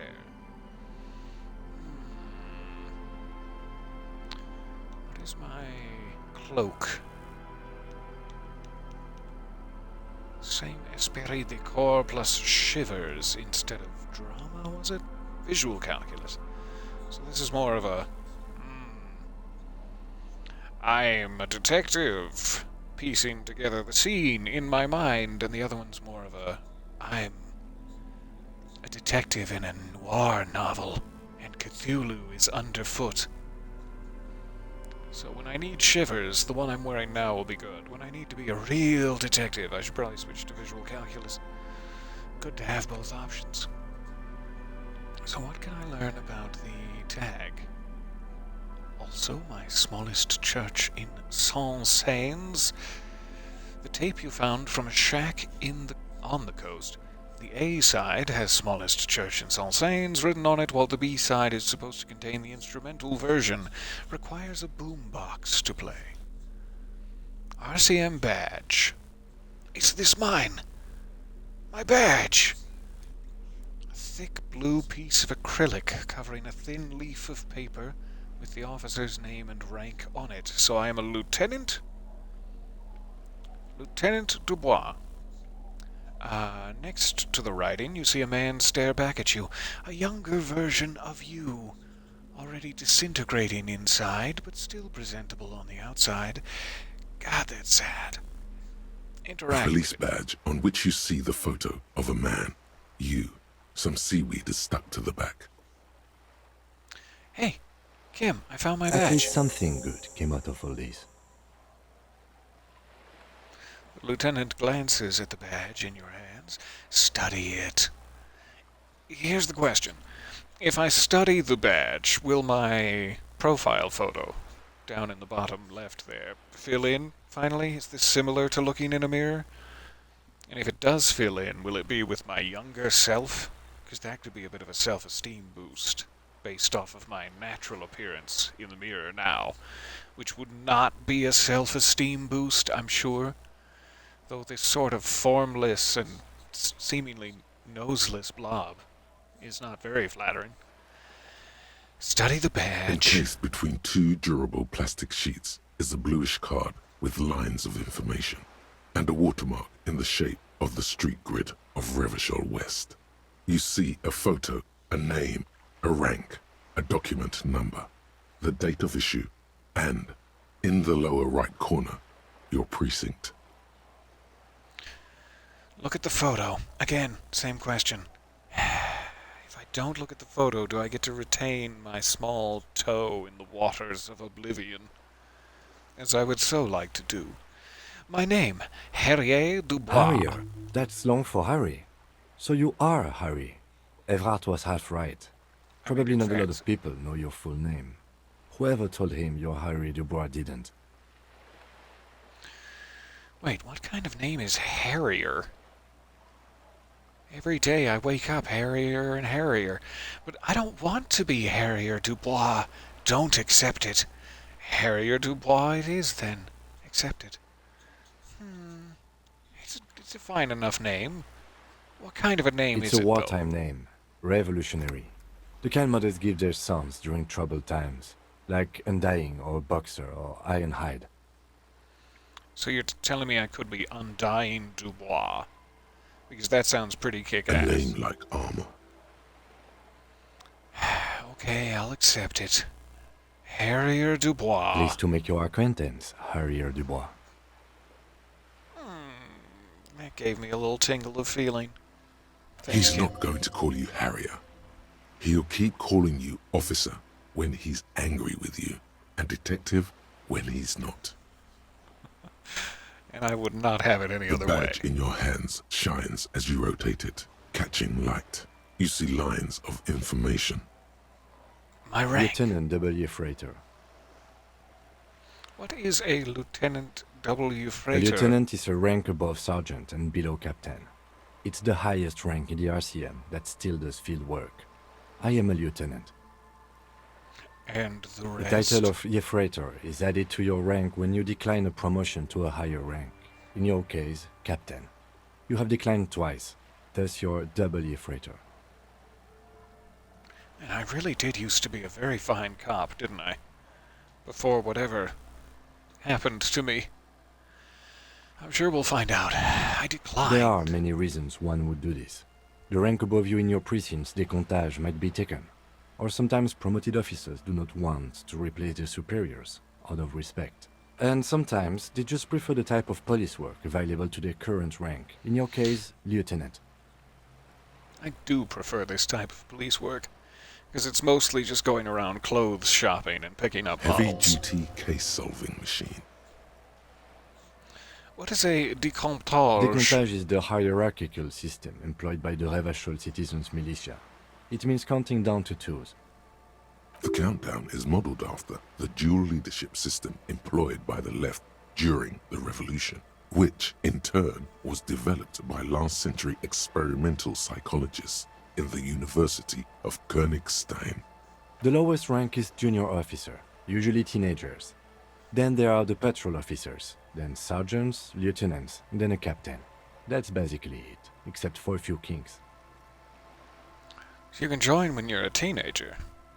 Kuno's gonna be glad to hear this. Let's go slap him with a very pointy badge. And if we accidentally strike it into his eyes, oops, oh well. We're giving him a gift. It's a promotion to junior officer, Kim. We're not punishing him. Tell me about your kinks. Kings like satellite officers and the additionally a freighter rank I already explained. The long and short of it is, you're his superior. Not morally. Not morally. Satellite officers? You are given the title of satellite officer if your partner is quickly promoted through the ranks and you rise with him. You don't seem to be a satellite. So, you've been putting up with all of my bullshit because I'm your superior? Is that... Did you know the whole time? So you've been putting up with me because we're of the same rank? I like that better. I don't think I should vocalize that I'm his superior. I'll just play dumb. Thank you for explaining all of this, and don't mention it. That's an even better way to play dumb. My pleasure. Tell me more about your pleasure. I thought my rank was drunk. No, we won't mention it. Turn back to the Such a document. small yet precious thing. Expensive paper caught between thick plastic, like a fly in amber. It My reads, serial That's number. just the serial number. Revachol, Jamrock, Precinct 41, with some numbers thrown in there for good measure. Just some numbers. Hardly important. Date of issue, 7th of November. 4 50 months ago. I'm guessing that's when you were promoted to the rank of Lieutenant W. Freighter. So did whatever happened to me happen more recently than 4 months ago? Or was it already starting when I received my last A promotion? new badge usually comes with a new rank. You seem to have been doing well then. Thank you for answering my question, Kim. Within the last 4 months, I have begun to decline in general professionalism and hygiene. You're pretty sure you weren't doing well. But better? Probably yes. A lot can happen in 4 months. Especially in winter. The winters are never easy on you. Of that you are sure. Oh, the winters are never easy on any I of us. remember that time! That was a good time! We had a good work-drink balance going! What happened, man? Pump it up! The tie around your neck feels tight, suddenly. So, Precinct 41? Yes, it's the designation of your precinct. 41, like mine says 57. The 57th is mostly industrial harbor, a lot of asphalt. The 41st is... it's a what? tough station to work in. You have all of Jamrock to cover. That district should have 3 precincts, but money is what it is. So that's why I had to solve 100 and some cases. It's no wonder you are like you are, he thinks. But then again, But then again, it's a legendary district, and a hell of a station too. It must be an honor and a curse to work with people like Price, McCoy, Berdiaeva. Roberts, Feuerbach, Dimitri. Suddenly, names from your decomptage flash in your forebrain. Oh God, I'm remembering. And you? Is it an honor to work with you? Don't ask him, ask yourself. The badge in your hand shines as you rotate it, catching light. You see lines of information on it, and a shining watermark. I am very curious if looking at the photo would fill in some sort of, like, alternate portrait, but I will not. I love being lost in the void of unknowing. Okay, just so we can get a quick peek at how this looks. A little tight around the midriff. But nice. But nice.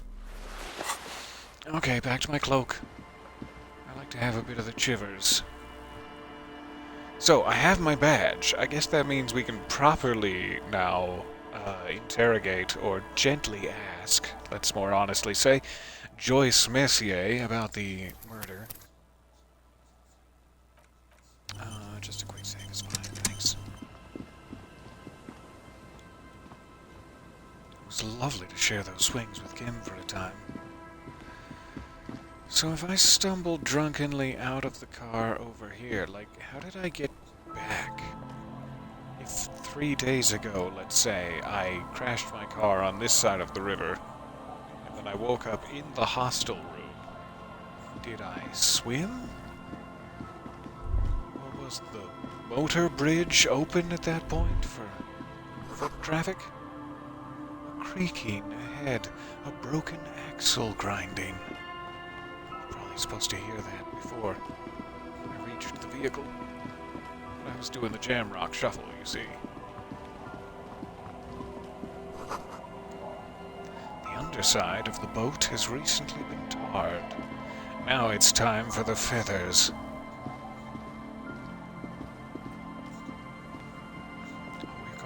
We're going a long, long way around. We'll get to that. Quick travel unlocked. Fisherman shacks.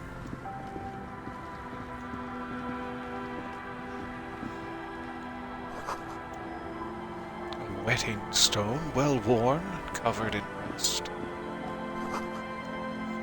White curtains have been drawn shut. No peeking.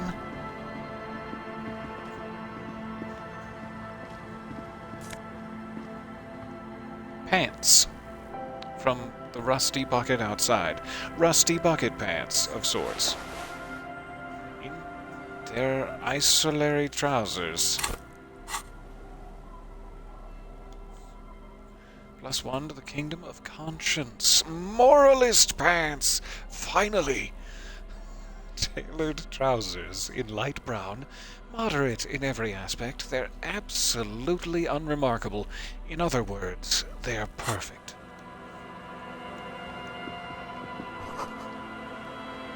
Some peeking. You see dust-covered linens, dried tulips on a bed. 2 of them.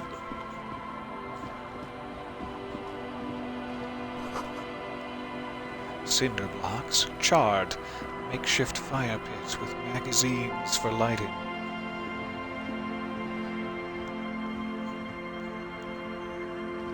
The worn and beaten wooden planks of the bench do not look overly comforting. We can sit on benches after we've solved the murder. Let's go. You Yeah, can that sounds revisit wise. the bench if you ever need to pass the time when Lieutenant Kitsuragi is gone. Just pining and pining for his sweet return. The bushes are too thick and thorny to pass through. Oh, they're right about these horny bushes. I mean, thorny bushes. Sounds of life in the north. A washboard scrubs filth from fabric.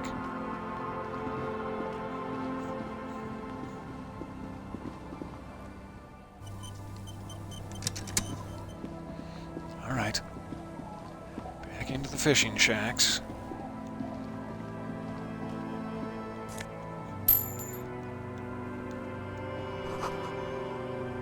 Construction material. Whoever planned to build this house left in a hurry.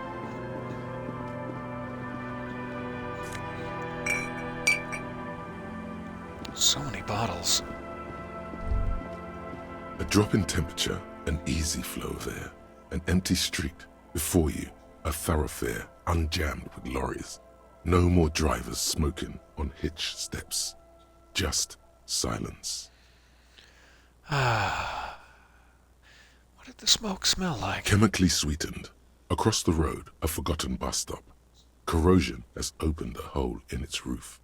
An elm tree watches over the building. Its branches are dripping with rain and snow. The road is smooth and motley. Craters filled with a black asphalt. The asphalt First Lade is grey already. A row of tenements are under construction in the distance. Who are the people who live across the road? A tub warm with water, white with soap. A man bathes while radio waves transmit the lottery numbers.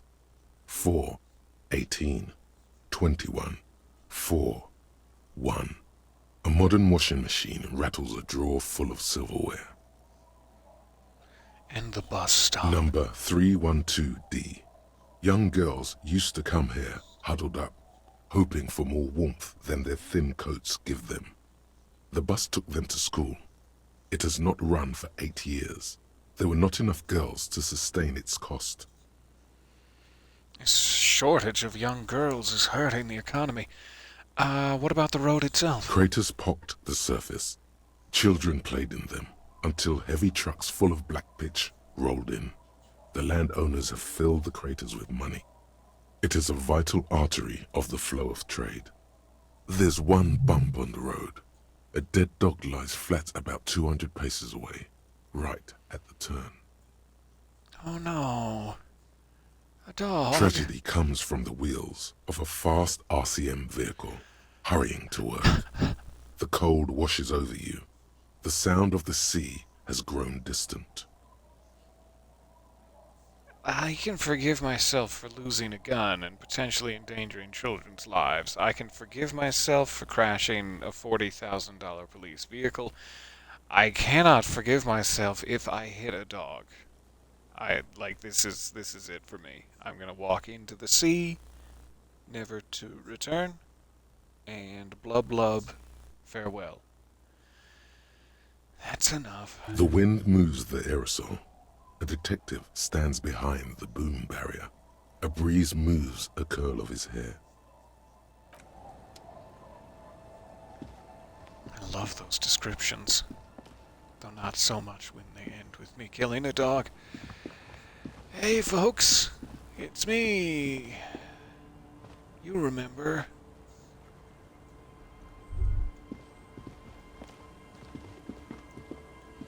Stop, just You stop it's mid-step your own thoughts. and put your hand on a garish necktie. Don't choke the necktie in front of new people. That bottle, Bratan! Just look at that bottle! I really don't care about any bottle. I don't want to look at it. Okay, cool. What do I do next? Where? Bottle? What? In this drunk's hand, on the pipe there, glowing blue, a mysterious, otherworldly blue, filled to the brim with holy mysteries. Cool. What do I do Oh, next? I think this is about so much more than cool. Please go talk to him. See what it's about. I'm drawn to it. Okay, horrific necktie. We're a team in this. I'll trust you. But first, loose change. Yummy, yummy. Hey, tequila! A 30-something man, clad in a two-piece lycra tracksuit, puts down his pilsner and extends his hand in greeting. Is it sticky? Good to see you. How's business? How's the whole reality situation treating you? Again, my first question. Are you sticky? I'll shake your hand. So what's happening? Wait, tequila? Yeah, tequila sunset. How are the, high-concept, reality-based adventures proceeding? Is that what I told him my name was? After I brutally murdered his dog? Hi, I'm Tequila He says Sunset. it like it's obviously your name. Like you call someone Billy Brunel or leader of the 4th Street Gang. Good. These people know your true name. Looks like it has preceded you, Mr. Sunset. More on that later. I can't wait for more on that later. I Alright? like this guy. You should too. He respects you by calling you your true name. Reality? Well, it makes me aggressively sad. I don't know. People tell me I'm a cop. I'm getting used to that. I have re-entered reality to conquer it, to bend it to my will. I am the law, you see. So many good opportunities to tell people you are the law. Reality makes me aggressively sad. I know what you mean. Sitting around with these bums, you really get to know the nitty-gritty of reality.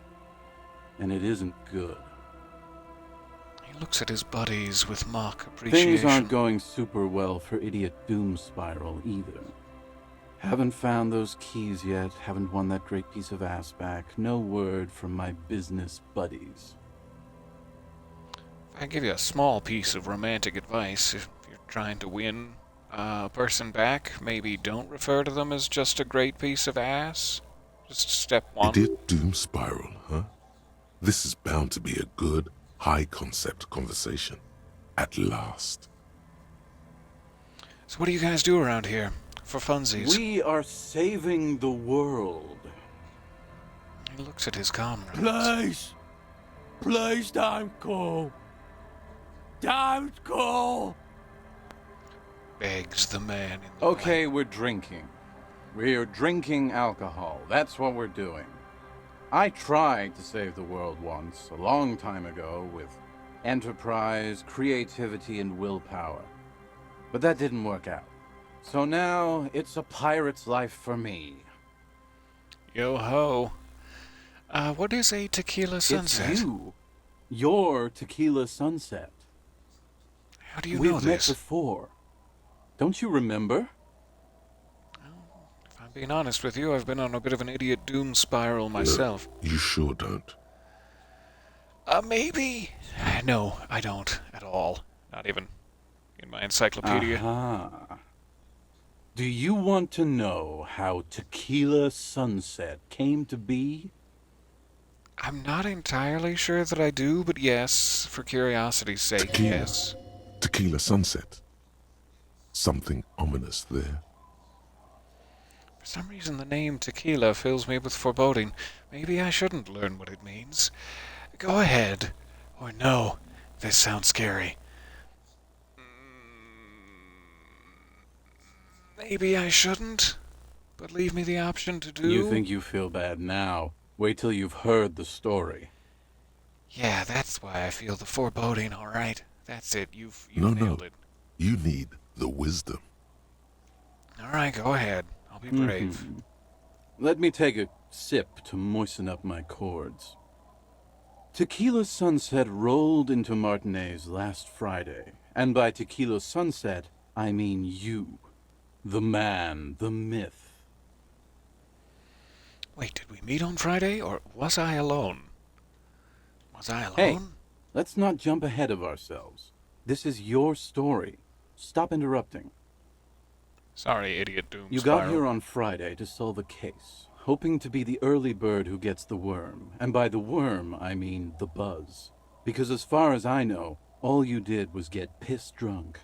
Word on the street is you went around the local hostel telling people that you're a police officer, and that it would be really fucked up if you shot yourself in the head, right in front of them. That's pretty high concept, if you ask me. Why does that make me laugh? It shouldn't make me laugh. But classic Harry Dubois. It is. The lieutenant's brow is furrowed. He's listening as casually as he can. All right, what happened next? It was a late Saturday night when we, the Union of Moribund Alcoholics, were getting our drink on. Nothing remarkable about this. We get our drink on 24/7. Makes everything warm and glowy. I trust you know the feeling. Not so much recently, but yeah, I know the Oh, feeling. yes, you do, Bratushka. The only thing better than that is putting the pedal to the metal after you kiss the tie. And off we go. One moment we hear the sound of a motor carriage revving up somewhere on the plaza, followed by a series of dings and bangs. Do you remember the sound of wood cracking? The billboard? Naturally, loud noises pique the interest of anybody owning a pair of ears. That's just the reality we're in. I want to get off the story train now. No, naturally. Please continue. Anyway, there was a brief silence. A gasp of silence, if you will. followed by a real commotion. We heard the carriage careening towards the coast at top speed. Sounded like someone jumped the canal. We grabbed our brewskis and rushed to the jetty. Never underestimate the speed of an alcoholic. What we saw was a sight to behold. A beat-up police carriage containing you. Right there on the beach, you revved the engine and screamed at the top of your lungs, "The time hath come!" So, naturally, being the curious cat I am, I asked what time hath come. To which you replied, "The time hath come for tequila sunset, the end of all things." Say nothing. It's more dignified that way. Is it? Is there any redeeming our dignity at this point in the tale? Every word I said was true. Tequila sunset will break the looms of reality. What happened next? Or say nothing. We'll try to be dignified. Why not? After which, your reality contracted.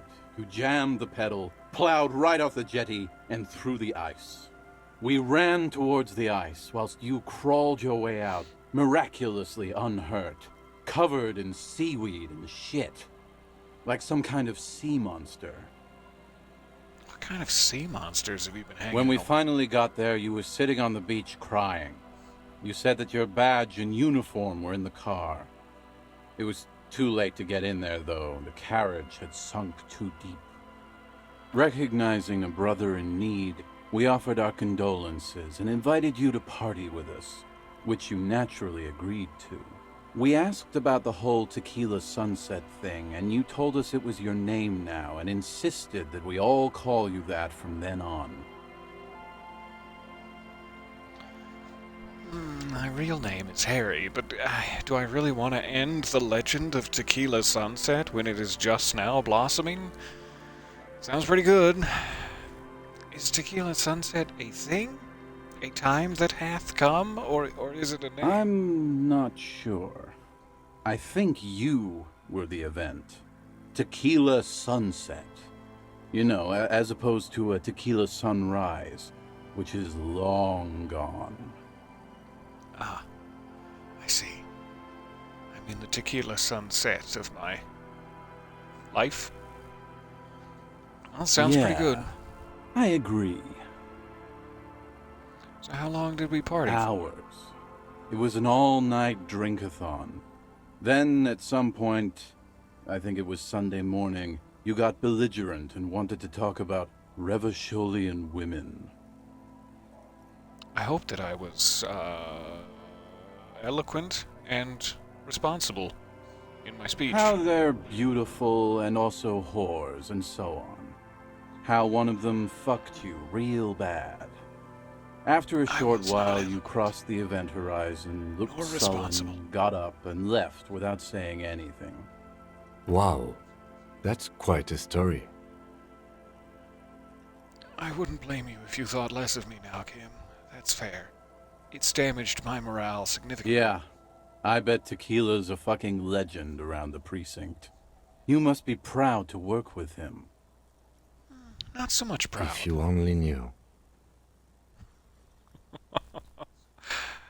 Thank you for saying that, Kim. Did I tell you anything specific about this person that quote-unquote fucked me? Did I mention losing anything else beyond my sanity? Did I say anything about my colleagues? Did I say anything about the case? Did we talk about, politics? Did we talk about, no, I already read that one. Did you get a read on what kind of cop I was? A real Dick Mullen type. Did I mention losing anything? Beside your gun and your badge? You said something about your hope or heart or something. To be honest, the details are a little hazy. That's definitely on my still-to-find In list. retrospect, I guess you lost your motor carriage too? That's a big one. 40,000 real, yes. Did I tell you anything specific about the person that fucked me? You were pretty vague about it, but you kept saying you got fucked real hard, and that we've all been fucked too. Was I being metaphorical, or was I a little bit handsy? Did I get handsy with you gents? Please, don't open that door. My health. Don't open the door. But the door is so inviting. And you're very curious just to take a little peek in that door. No one's fucked me. I do the fucking around here. I bet you do, Rosemary. Abigail. Don't call Abigail. It seemed pretty painful, to be honest with you. If I had to guess, I'd say you're still working through some shit. You don't know the half of it, idiot Doom Spiral. Did I say anything about my colleagues? You told us that they were a bunch of fucking losers whose main interest was cramping your style. Did I mention communism at any point? Did I say how it's going to crush us all beneath its steely boot, but that will be a good thing? Because that sounds like me. It's more like you were cramping theirs. Sorry, I was cramping my colleague's style. No specifics, though. It was more about you that night. You were the star of the show. Tequila Sunset is always the star of the show. Did I say anything about the case? Yeah, you said it was no biggie and that you'd solve it in no time. And that you didn't need anyone to do it. You're doing it solo now. I didn't mean that, Kim. I was very A inebriated. lot of cops go solo and hermit once they reach that level of alcoholism. It's not meant as a joke. He's sorry for the hermit cop. Is that another thing I can be? If I wasn't sorry cop? Irreparably sorry cop? I could be hermit cop? But that would drive Lieutenant Kim away, I'm sure, and I will not stand for it. Did we talk about politics? Yeah, you kept talking about how the coal mine owners were fucking us all over, just like that woman fucked you. I didn't agree with you, by the way. The spectral hand of the market makes sure everyone gets exactly what they deserve. I see. Did you get a read on what kind of cop I was, /am? You kept apologizing for being such a bad cop, and for the damage you've inflicted on everyone around you. No, you really met the real me that night. This just sort of seals the deal. You also kept pausing to knock the heel of your hand against your temples, saying, "Stupid, stupid, stupid." Idiot Doom Spiral knows me in an intimate way. I don't need to hear anymore. Thank you for all of your time. It's a hard thing for a man to confront his past. That's why I avoid mine at all costs. Good choice. You seem like you're characterized by your storytelling ability. Do you want to tell me another one sometime? Whoop-de-doo. So now I'm a fucking storyteller.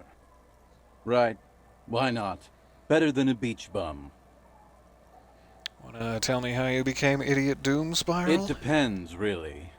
Are you willing to help me out? Yeah. I've got $10, and you're welcome to like 8 cents of that, or I'm not gonna be able to sleep tonight.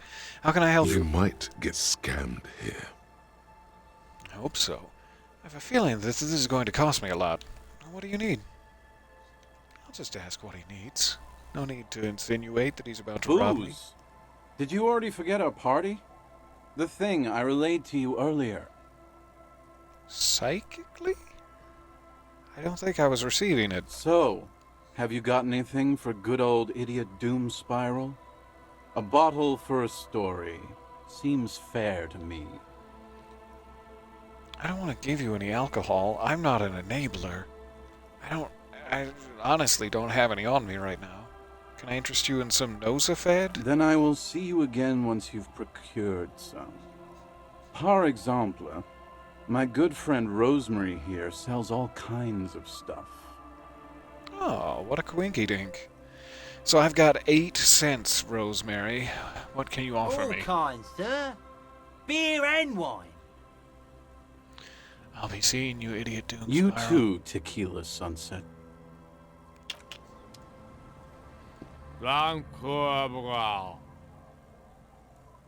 Grumbles an unshaven man with a ruddy nose. He narrows his eyes at you as if in recognition, and then turns his head away. Am I Abigail? Is that why he recognizes The me? noxious odor emanating from the drunken man is strong and familiar. Don't you call her? Yeah! Don't call Abigail! Who is Abigail? Uh-huh. Abigail. Don't you fucking call Abigail. You're not going to get anything out of this guy. He's too drunk. Who are you? I'm not gonna get anything out of this guy. He's too drunk. But who are you? What's your name? Don't call Abigail! Where am I? What is this The man place? hiccups, then mumbles something unintelligible. But why shouldn't I call He Abigail? snorts and beckons you to lean in closer. He's gonna bite me on my bottom lip. Lean in. Don't call Abigail. Don't call Abigail. Alright, tell me about your friends here. Don't you fucking call her. Hear me? Abigail? This just seems rude. Hey, I'm on an important official investigation and I demand you answer my questions. It's rude and probably not really meaningful to him in any way in his current state. So I'll see you later, buddy. I'll go find a bucket of ice water. Don't call Abigail. Also, keep in mind if we ever meet an Abigail in the future, because this guy could probably use a friend right now. Alright, Rosemary, lay it on me. Good to see you, friend. Do I have deals set up for you, buddy boy? Please don't call me Buddy Boy. You can call me Boy Buddy, but not the other way around. What are you talking So about? what do you want? I got smokes. They're cheap. Very cheap. I got Pilsner. Great deal. You won't get a better deal on that piss. Spirits I can let go for 300 real. I also have speed. And by speed, I mean amphetamine. Tell me, Rosemary, have you been selling amphetamines to a child, a literal child, by the name of Kuno? Swears a lot, like an angry sailor. Tries to make everyone his... Well, I can't say. But you know the child. Because if I find out, Rosemary, that you have been selling drugs to this child, I will chemically castrate you. See? There it is, Bratushka! The spirit! Let's buy the spirit! 300 real is a lot, but this has to be done! It's our end game! This is just another stupid drunk idea I'm having that I'm attributing to my necktie.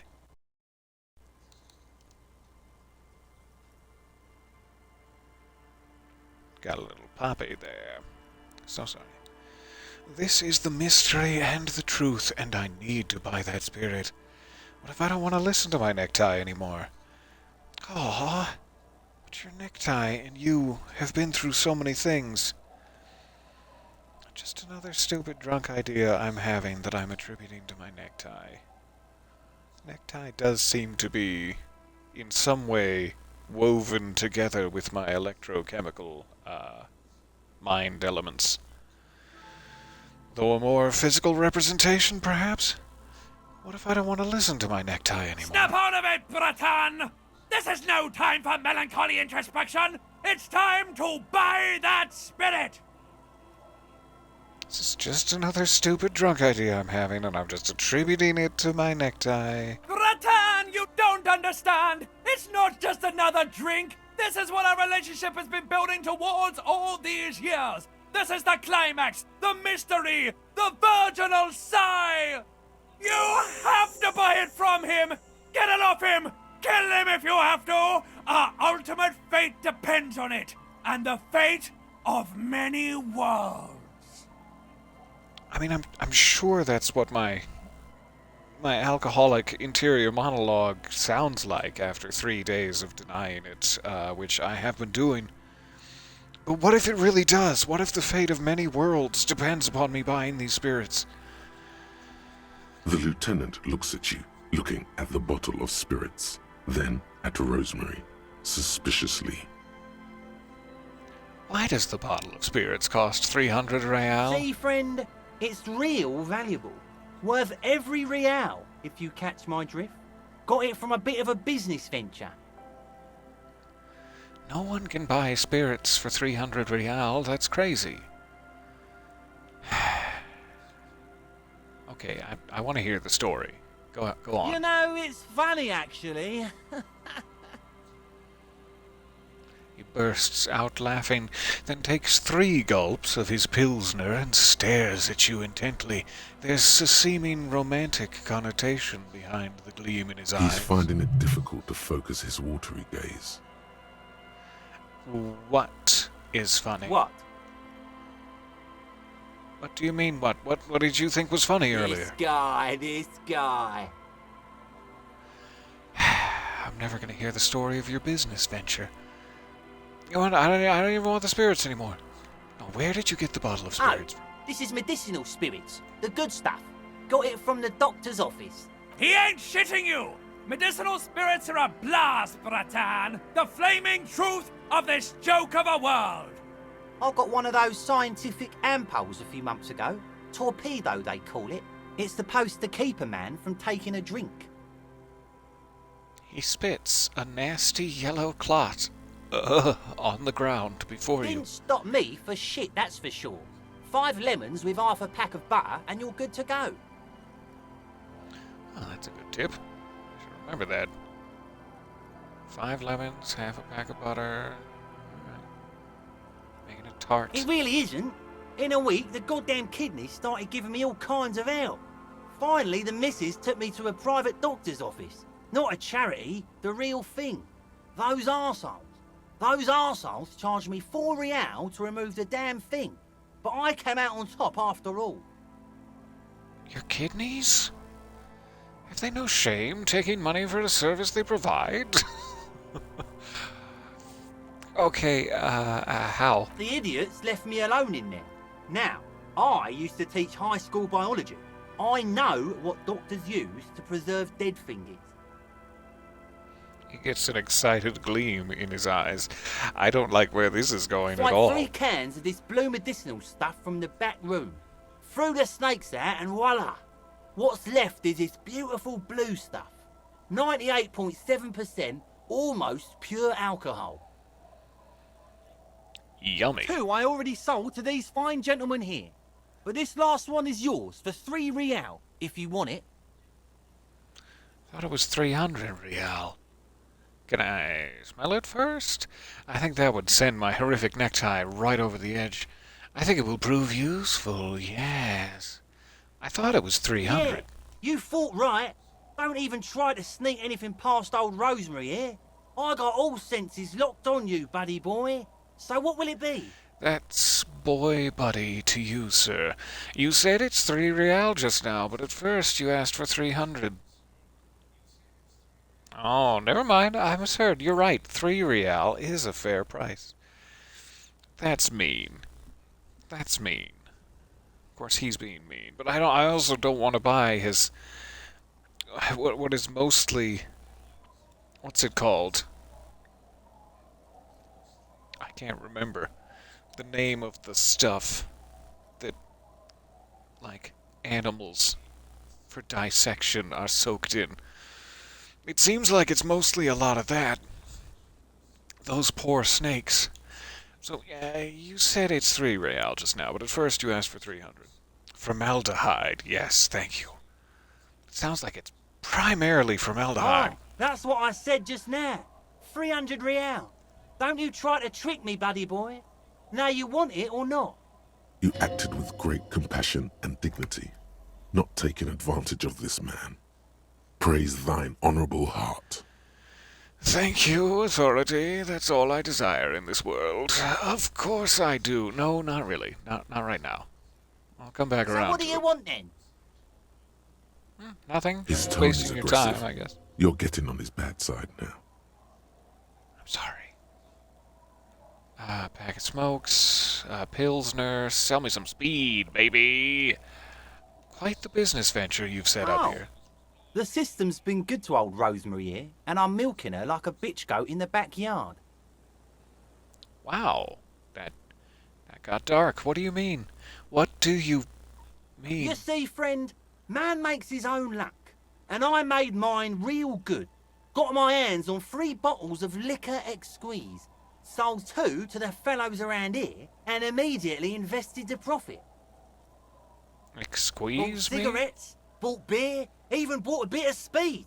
And look at me now. I got everyone on my hook. He spreads his arms and smiles a crooked, toothless smile. Looks like you're on your own hook, too. Oh, impressive entrepreneurship. Point to his vice stand. I approve. Do you got a permit for this little shit show? Necessarily want to turn the mirror of self-truth back upon him and burn his poor little eyebrows right off, but it does sound fun. It does sound like a fun time. Of course, of course, of course. It is what it is, you know. What it's always been. People, buddy boy. It's the people. It's always the fucking people, In the isn't civilized world, it's a custom to tip the shopkeep, friend. But come back anyway. He waves you off. It is a custom to tip the shopkeep, perhaps after you've purchased something. Thank you for your time. Alright, so a past version of me met those gentlemen and had a wonderful, wonderful night. A flower trough where nothing really grows. Ah, well, maybe in spring. Hard to see the details. The colors, all warm and welcoming, are cozy, though. The street sign is illegible below the graffito.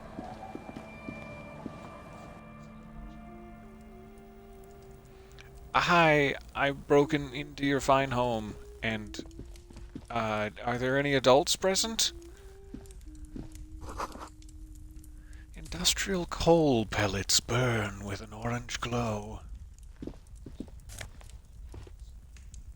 Don't just take the bird. That's not nice. I've taken the grouse taxidermy. Right after I said not to. The dead body of a grouse, stuffed with some unknown material. Tear it open. Taste the material. From a distance, it might just pass off as the real thing. The bird itself looks extremely ruffled and slightly grumpy. You try being taxidermied. See how you feel. $13 worth of grouse I've just stolen from this literal child. Hello, mister. Hi, little Lily. A young girl, barely 4 or 5 years old, sits on the sofa. She is looking at you with frank curiosity. She clutches a small stuffed animal. Occasionally, she twirls it around. What is this? Show her the stuffed grouse you took from the ceiling. What's that thing you're holding? Perhaps most importantly, where are your My parents? mom's outside, and I don't really know about my dad. She gives you a bright smile, like it's a good thing, and perhaps it is. What's this? It's a grouse! She yelps, smiling You broadly. might be able to get on God's good side if you replace the broken skewer you almost certainly broke. Can I have it? I know someone who really likes stuffed birds. There's no other clarifying questions. What's it for? I don't know. Can Sure. I have it? I mean, you already took it. I don't like it anyway. It looks angry. Damning condemnation from little Lily. Yeah, you already took it, didn't you? You thief. What's that thing you're holding? It's Lammy! He's my friend. Sort of. Like... She holds the fuzzy beast up to Lamby demonstrate. is a stuffed lamb that, admittedly, has seen better days. One of the eye buttons is missing, and the fur is tattered in several parts. Pleased to meet you, Lammy Lammy. usually doesn't like strangers. But you're also fuzzy, like Lammy. It's true. I am fuzzy. Thanks, little Lily. Bye! Nice to meet you. The girl's large, curious eyes remain fixed on you. She wonders, Why did that man steal from us? We're so poor. Ah, our little kid version of Gordon Ramsay for this game. Call you a dumb donkey when you serve a shepherd's pie and it has beef in it. Gordon, why? Just accept my pie. I worked hard on it for you. Where is the lammy sauce? The Mission Impossible theme song? The woman next to a bucket of clothes hums an odd melody. Her eyes are You're not closed. sure about the melody, but it might be South Samaran, possibly Sigayan, also known as the apricot sujunti. Welcome to the fishing village. Please lean in closer. I have cataracts. Be my pleasure. Oh, Hi there. welcome, police officer. We don't cause any trouble around here. And we don't want any trouble either. I can't see you very well. Lean closer. Oh! God, that hurt my feelings. We are not here to cause any trouble, madame. I just want to tell you that little Lily, your perhaps granddaughter, is just the cutest little thing, and I'd like to spend my remaining 10.8 real on a sort of lammy eye button replacement fund for the little dot. Trouble? Say the second thing, Bratan. Shows you got style. Say the second thing. We're cops. We're hell raisers. Click, click, bang, bang. No, what he said. We're cops. We don't cause trouble. We take care of trouble. Oh, of course. Last time we saw you around here was 12 years ago. You also came to take care of trouble then. Wish you did. But still, in Martinez, you're considered an ill omen. That's probably fair. We've been here before? The cops? I am an ill omen. No, not you personally. I meant the RCM. Some of the men got into a fight. One of them killed another, locked himself in that woodshed over there. She points to the building behind He was her. brooding, needed some help opening the door. You got it open for him and took him to think about what he'd done in a more secluded place, somewhere more quiet. That seems very sinister, the way you're He describing says it. it as if he was on some kind of spiritual retreat. What kind of an ill omen are we talking about Oh, here? the usual. Dark tidings. Black hound. Aw, cute little That's pooch. you, all right. A black hound licking your own heels. If I'm considered an ill omen, why hasn't anyone told me that? I think everyone's told me that in maybe not so many words. Like, you do nothing but cause trouble, you've broken all of our windows, you drove your car into the sea, you buked on my shoes. You're an ill omen, in summary. Maybe they are afraid. Why would anyone be afraid of all Because this? you're an ill omen. But you're still welcome here. As long as men with guns aren't chasing you. And maybe even then.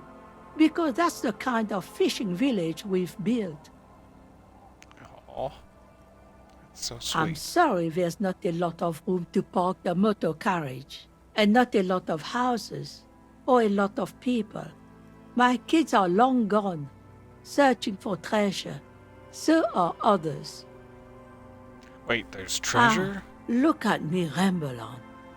What brings you to us? Why could someone stay around here? Can someone stay around here?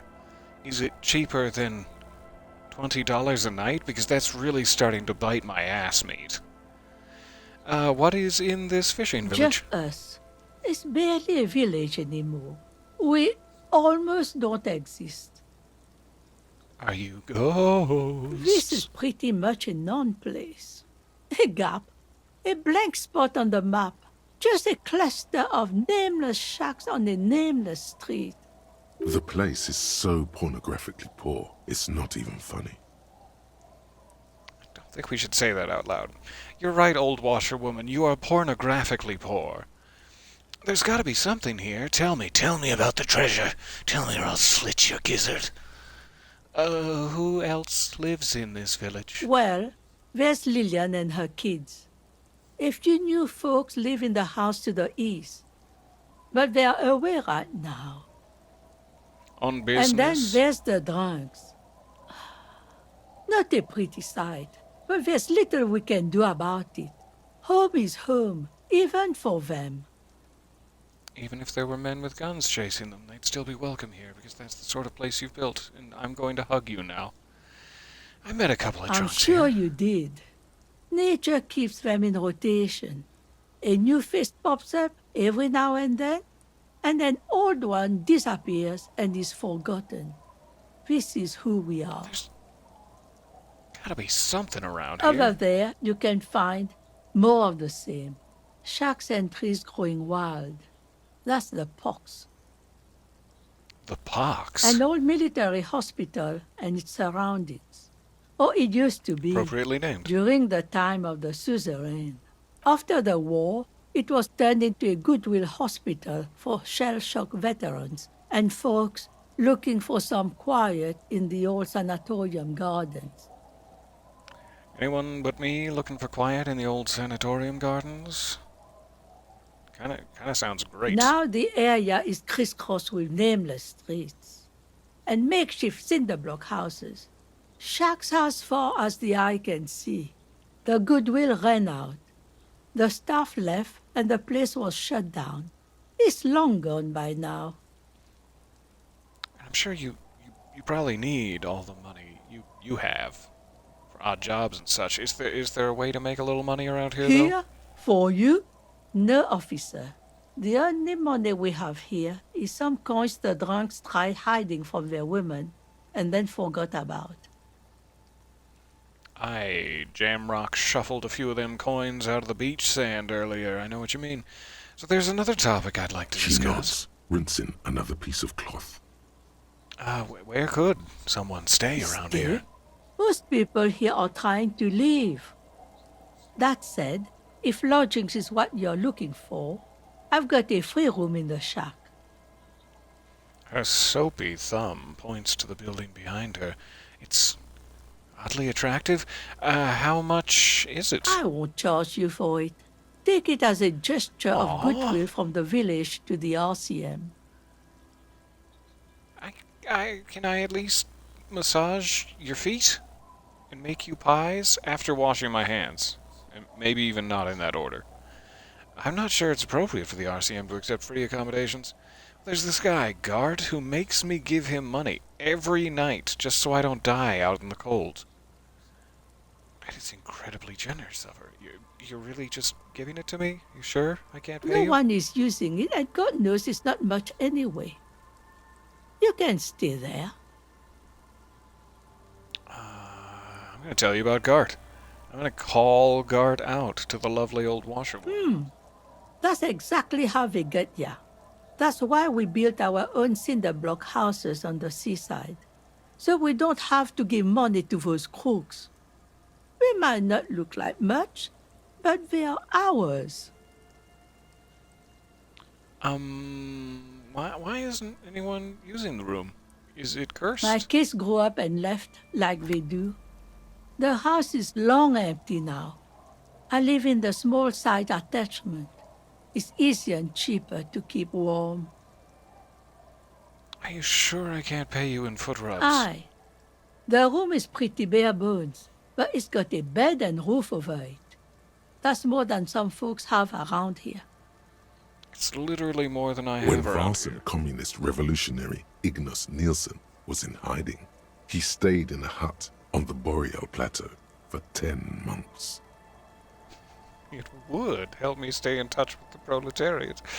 This could be the first chapter of my rags to riches memoir. Oh, now this is real Revacholian hospitality. That Gart must be unfortunate that incremental development hasn't elevated this neighborhood yet. I see potential here. I don't need much. This sounds just fine. This really does sound just fine. I'm not sure if Kim's going to approve. Be like, really? This is a bad look for the RCM. Like, it's okay, Kim. You can still stay at the hostel and have hot showers. I don't need that in my life. An uncomplicated man. I take it that means you're interested. Oh, you got yourself a tenant. Don't make an old woman regret opening her house to the police. I won't let you down.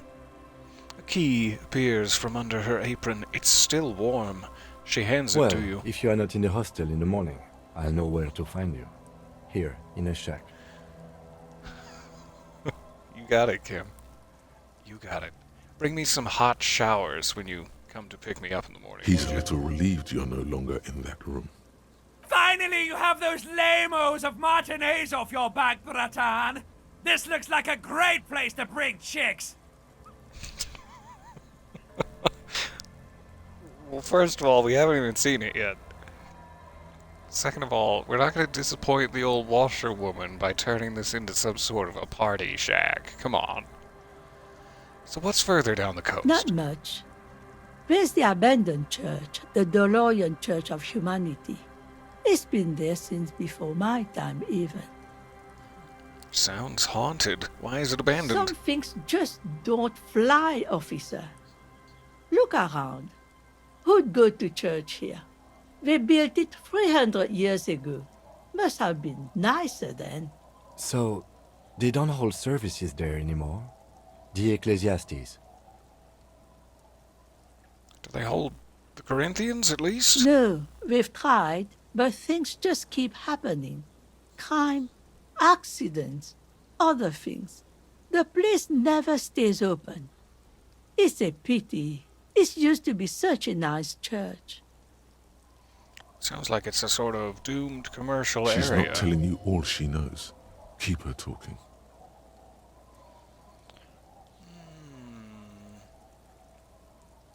What else is on down the Before coast? you get to the church, there's some ruins, an apartment complex, or some kind of electrical plant. Run-down bunch of houses, empty. Anything else Of note? The old fish market up on the boardwalk, but it's closed. That's What? it? You're one of those real estate people with big plans? If you want a development opportunity, you can check out the abandoned building over at Land's End. Aha. That's definitely where the Randy teens hang out. Kim, let's go interrogate the Randy Used to be teens. a supply depot, we think, sending goods and ammo across the bay. It's jammed shut though. We tried to get in, see if there was anything to sell or scavenge, but it's impossible. Clearly, you haven't been introduced to my physical And now instrument. you know everything there is to know about this coast. Tell me about yourself. Me? No one. Just an old washerwoman. Mother called me Isabel, if that's what you're asking. And my married name is Sadie. Now it's your turn, Mr. You can call me Tequila Sunset, baby. I am Lieutenant W. Freighter Harrier Dubois. Quite a handle you got there.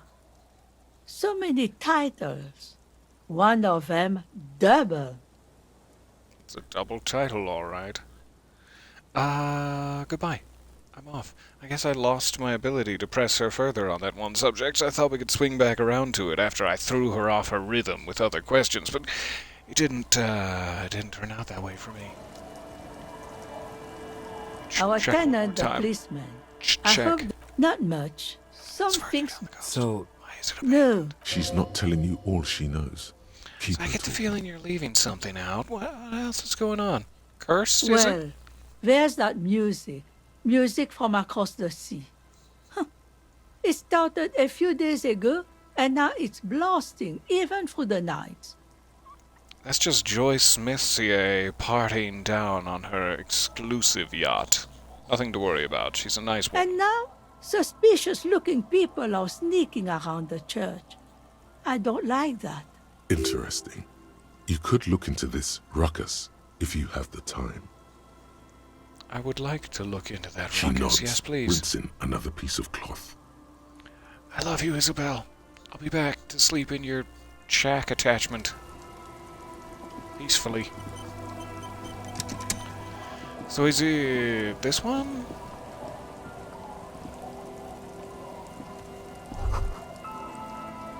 Can't see into the house from this angle. Inside, you hear the cozy sound of some kind of heater sputtering. The door has seen better days. The layer of paint has started to peel off due to the salt and wind from the sea. Even the lock looks slightly rusted. Unlock the shack I'll wait door. outside to give you some time and privacy to check out your new living arrangement. But just so you know, after we are done with the day, I'll still be staying in the Whirling in Rags for the night. We'll meet in front of the shack in the morning. You sure you don't want to little spoon it with me? I mean, we could talk about the case, eat cheese nips all night. It'd be fun. I think it'd be fun. The key turns with a satisfying click. You can enter the shack now.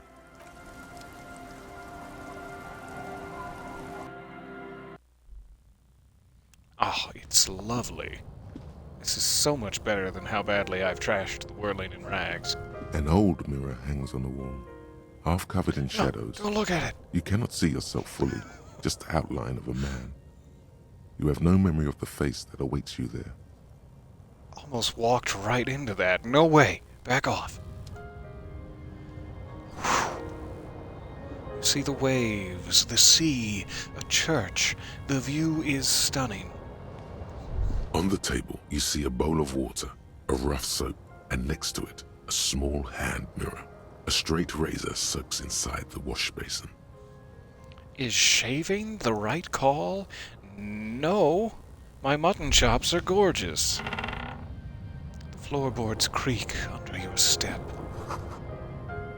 Old science fiction magazines, books about bird watching, an almanac from 39. This intricate heat engine hums quietly, giving out pleasant warmth. It is gorgeous in here. I love it. And it's free. And there's a Koryev jacket. It's everything I've ever wanted. And a Koryev jacket. Ooh, +1 logic. That will come in handy. This swanky, checkered jacket flatters your form in a way that makes you feel the fun kind of serious. It has really nice, roomy pockets, too. Yeah, it fits him like a glove. Look at that color scheme against his porcelain skin. It's so gorgeous, I want to continue wearing it. Switch back into my cloak, because I look cool. Cool as hell. Alright, thanks for waiting, Kim. I'm sure you'll be happy to hear, did not shave. Oh, I left him out in the rain. I'm sorry. Sorry, buddy. Well, that's a surprise. Maybe I can actually start buying some things now, instead of having all of my money go to rent every day. Wouldn't that be nice in real life as well? Never gonna happen, but wouldn't that be nice? What are these doing in the fish? What? What's in the fish? I'm gonna have to investigate. The planks creak beneath your weight, taunting you. This boat is floating freely in the water, unmoored. I guess it's free. Let's take it.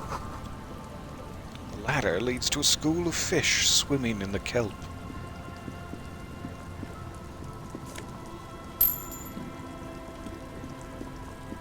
It's kind of nice seeing cops around. Oh, that's not something I'm used to hearing. Hi. Hi, officer. A woman in a raincoat stands on the quay, considering an overturned boat. A sword in a scabbard hangs from her hip. Yar! Anything I can help you with? Where are we exactly? I've got questions. The first is, what's your name? Where are we A exactly? fishing village on the seashore. This place doesn't really have a name. It's sometimes called Elysium. That's beautiful. Why is it called The that? sign on the street leading here is illegible. Has been since they built this place. The wind rattles her earrings. Gorgeous detail. What's The your name? name is Lillian. People call me Netpicker.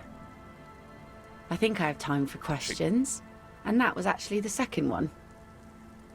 She gestures toward the fish nets. Indeed, you're always confused as to your whereabouts.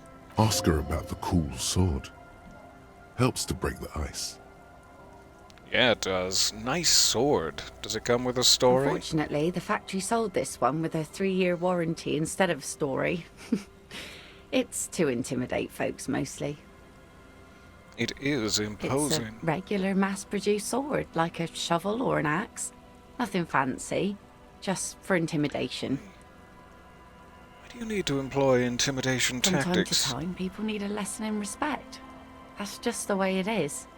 Back in the day, I caught the eyes of many men. And believe me, men need a lesson in manners from time to time. More often than not, really. Can I borrow that sword? No, she needs it to teach men manners. Why don't more women arm themselves if it's so effective? So where are all the men now? I mean, I'd like to hear her perspective on this. Shouldn't all women carry swords at all times? What makes you think we haven't? The truth is that almost everyone in this life is scared and tired and stupid and too dull for that. Sad state of That affairs. goes for men too.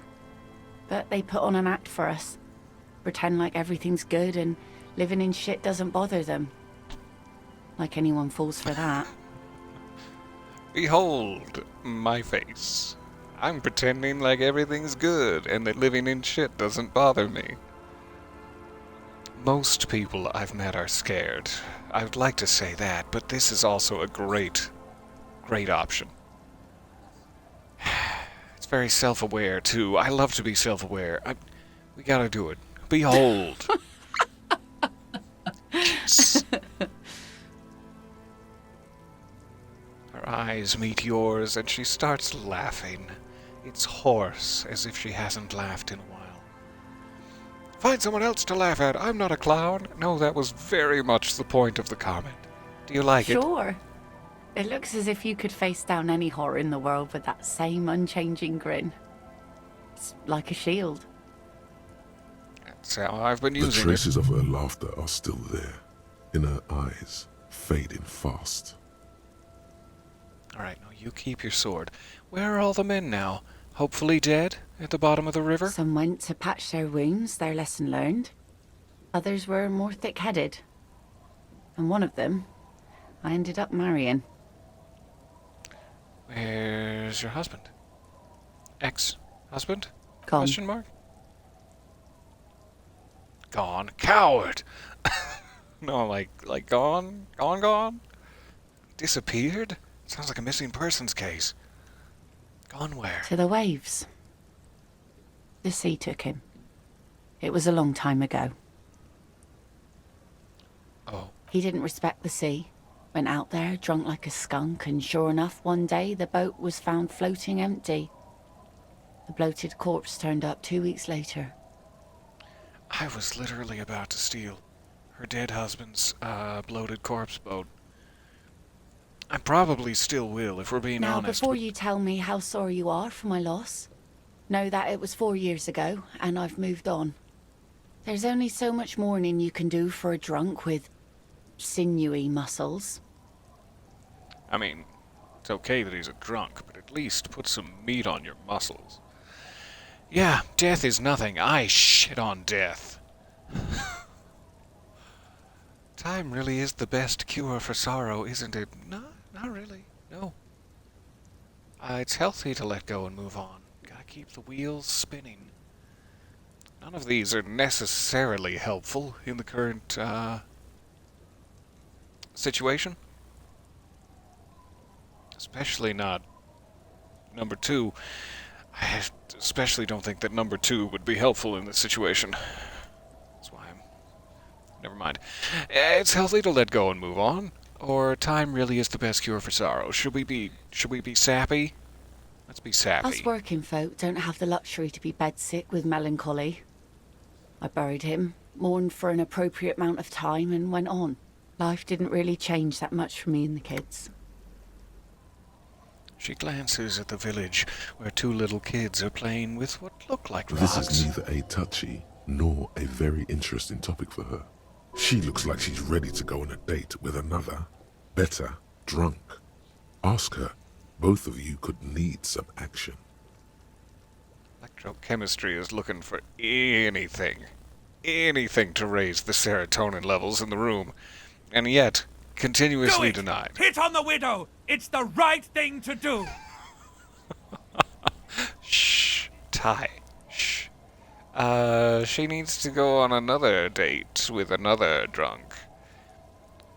-1 because Kim's presence makes it awkward, and -6 because you don't know a good spot for a date yet.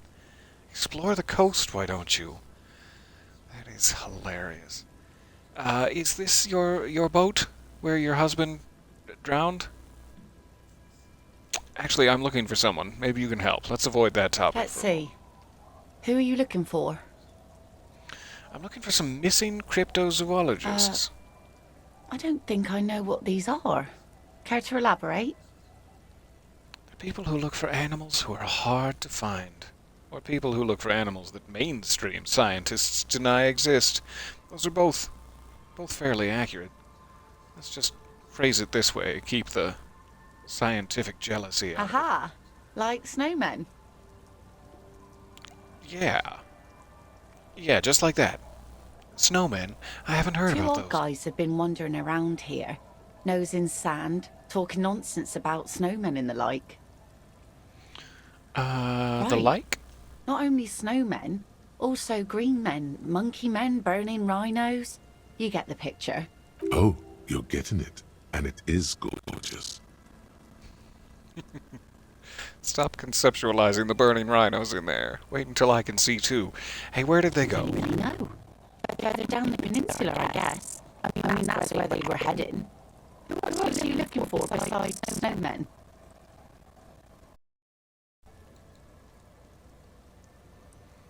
It got janky again. Sorry about that. I'm not looking for anyone else right now, but maybe soon. Well, how can I assist you then, officer? Is that your boat? Sure is. The Sun, I call her. Coated with a fresh layer of tar just yesterday. It'll take some time for it to dry, assuming the sunny days continue. Sunny days? Aye. Sunny days. You got a problem with that? Oh, No problem ma'am. here. We have no quarrel with sunny days. Good. It would have been bad news had it turned out it wasn't a sunny day. Bad news for the skiff, bad news for the nets, bad news for the kids. It's just bad news all around, but we're ignoring it and There's pretending a otherwise. moment's Gotcha. Silence. She looks at the rain streaming down the yellow belly of the boat. I don't mean to push you, and it's really none of my business, but when do you think the boat will be ready for me to take and go look for cryptozoologists up the peninsula? In time, when the sea turns and the winds settle, she will be ready. Wonderful. Wonderful. So I would like to take you on a date. Me and my good friend Kim Kitsuragi here would like to take you on a date, but we have no idea where. What do you do around Like I said, fish mostly. Sail the waves, take care of the kids, pick nets. Right now I'm tarring a little skiff. But what do you like to do, you know, for fun? I sell the fish to people in the Delta to serve at their fancy restaurants. Authentic Insular Indian cuisine.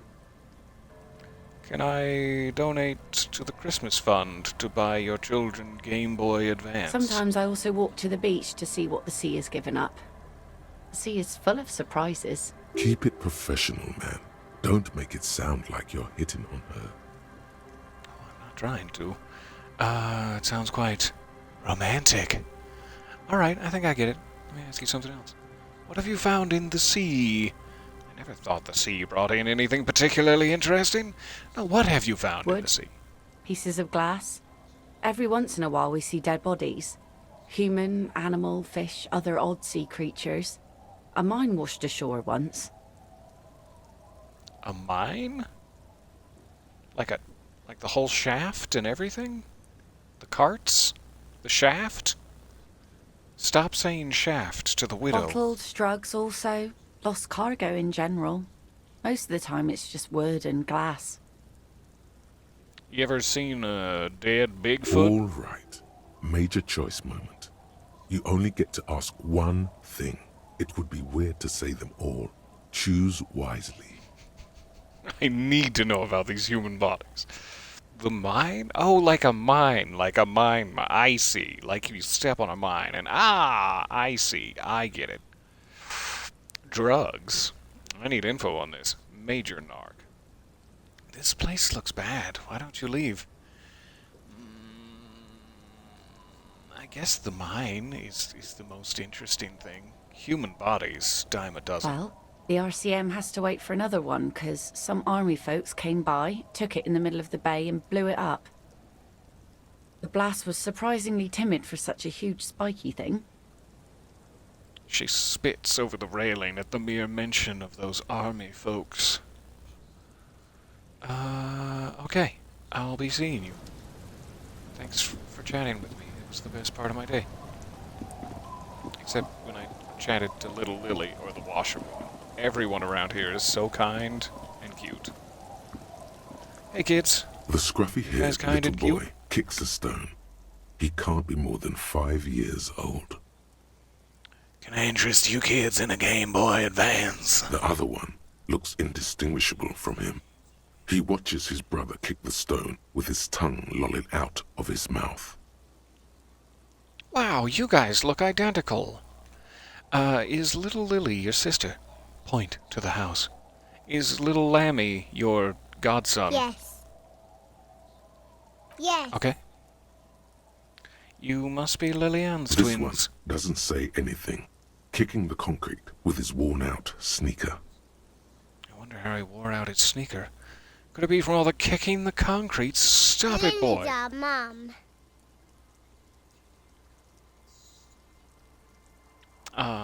Yep. Yep, that's... You got it. I did say that. I don't need credit or anything. I just want to continue the conversation. Bye, I guess? Bye. Nice to meet you, kids. What's this? It jingle jangles, but nothing happens. Probably time for a quick save, and I suppose time for me to go wrangle up a snack or something. When we finally have access to the north, where the cryptozoologists play, which I am very excited about. Give me that thought. Give me that thought back. Oh, come on. A little black swallow circles above you. You hear it chirrup.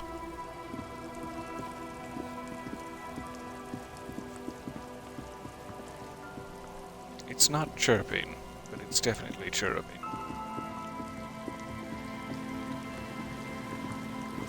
Some coins on this. What was once a dock, it seems. I've wet my boots. Kim, carry me. Carry me for the rest of the journey. $1.15. The rear tire of a motor carriage adorns these reeds. Rust-eaten letters read Mazout.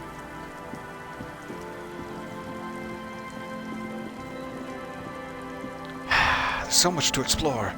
So much to explore and pick up and talk to and see and hit on. Fantastic area. I'm so excited. Thank you guys for hanging out with me. It was a pleasure to see you.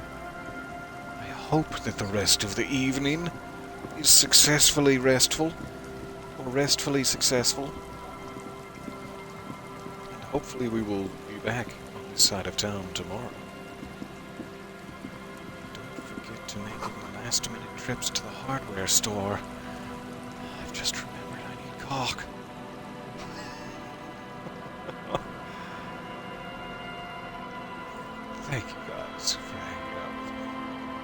Much love. I'll see you soonish. Save it here by the brackish/amber waters of the coast. Bye for a bit.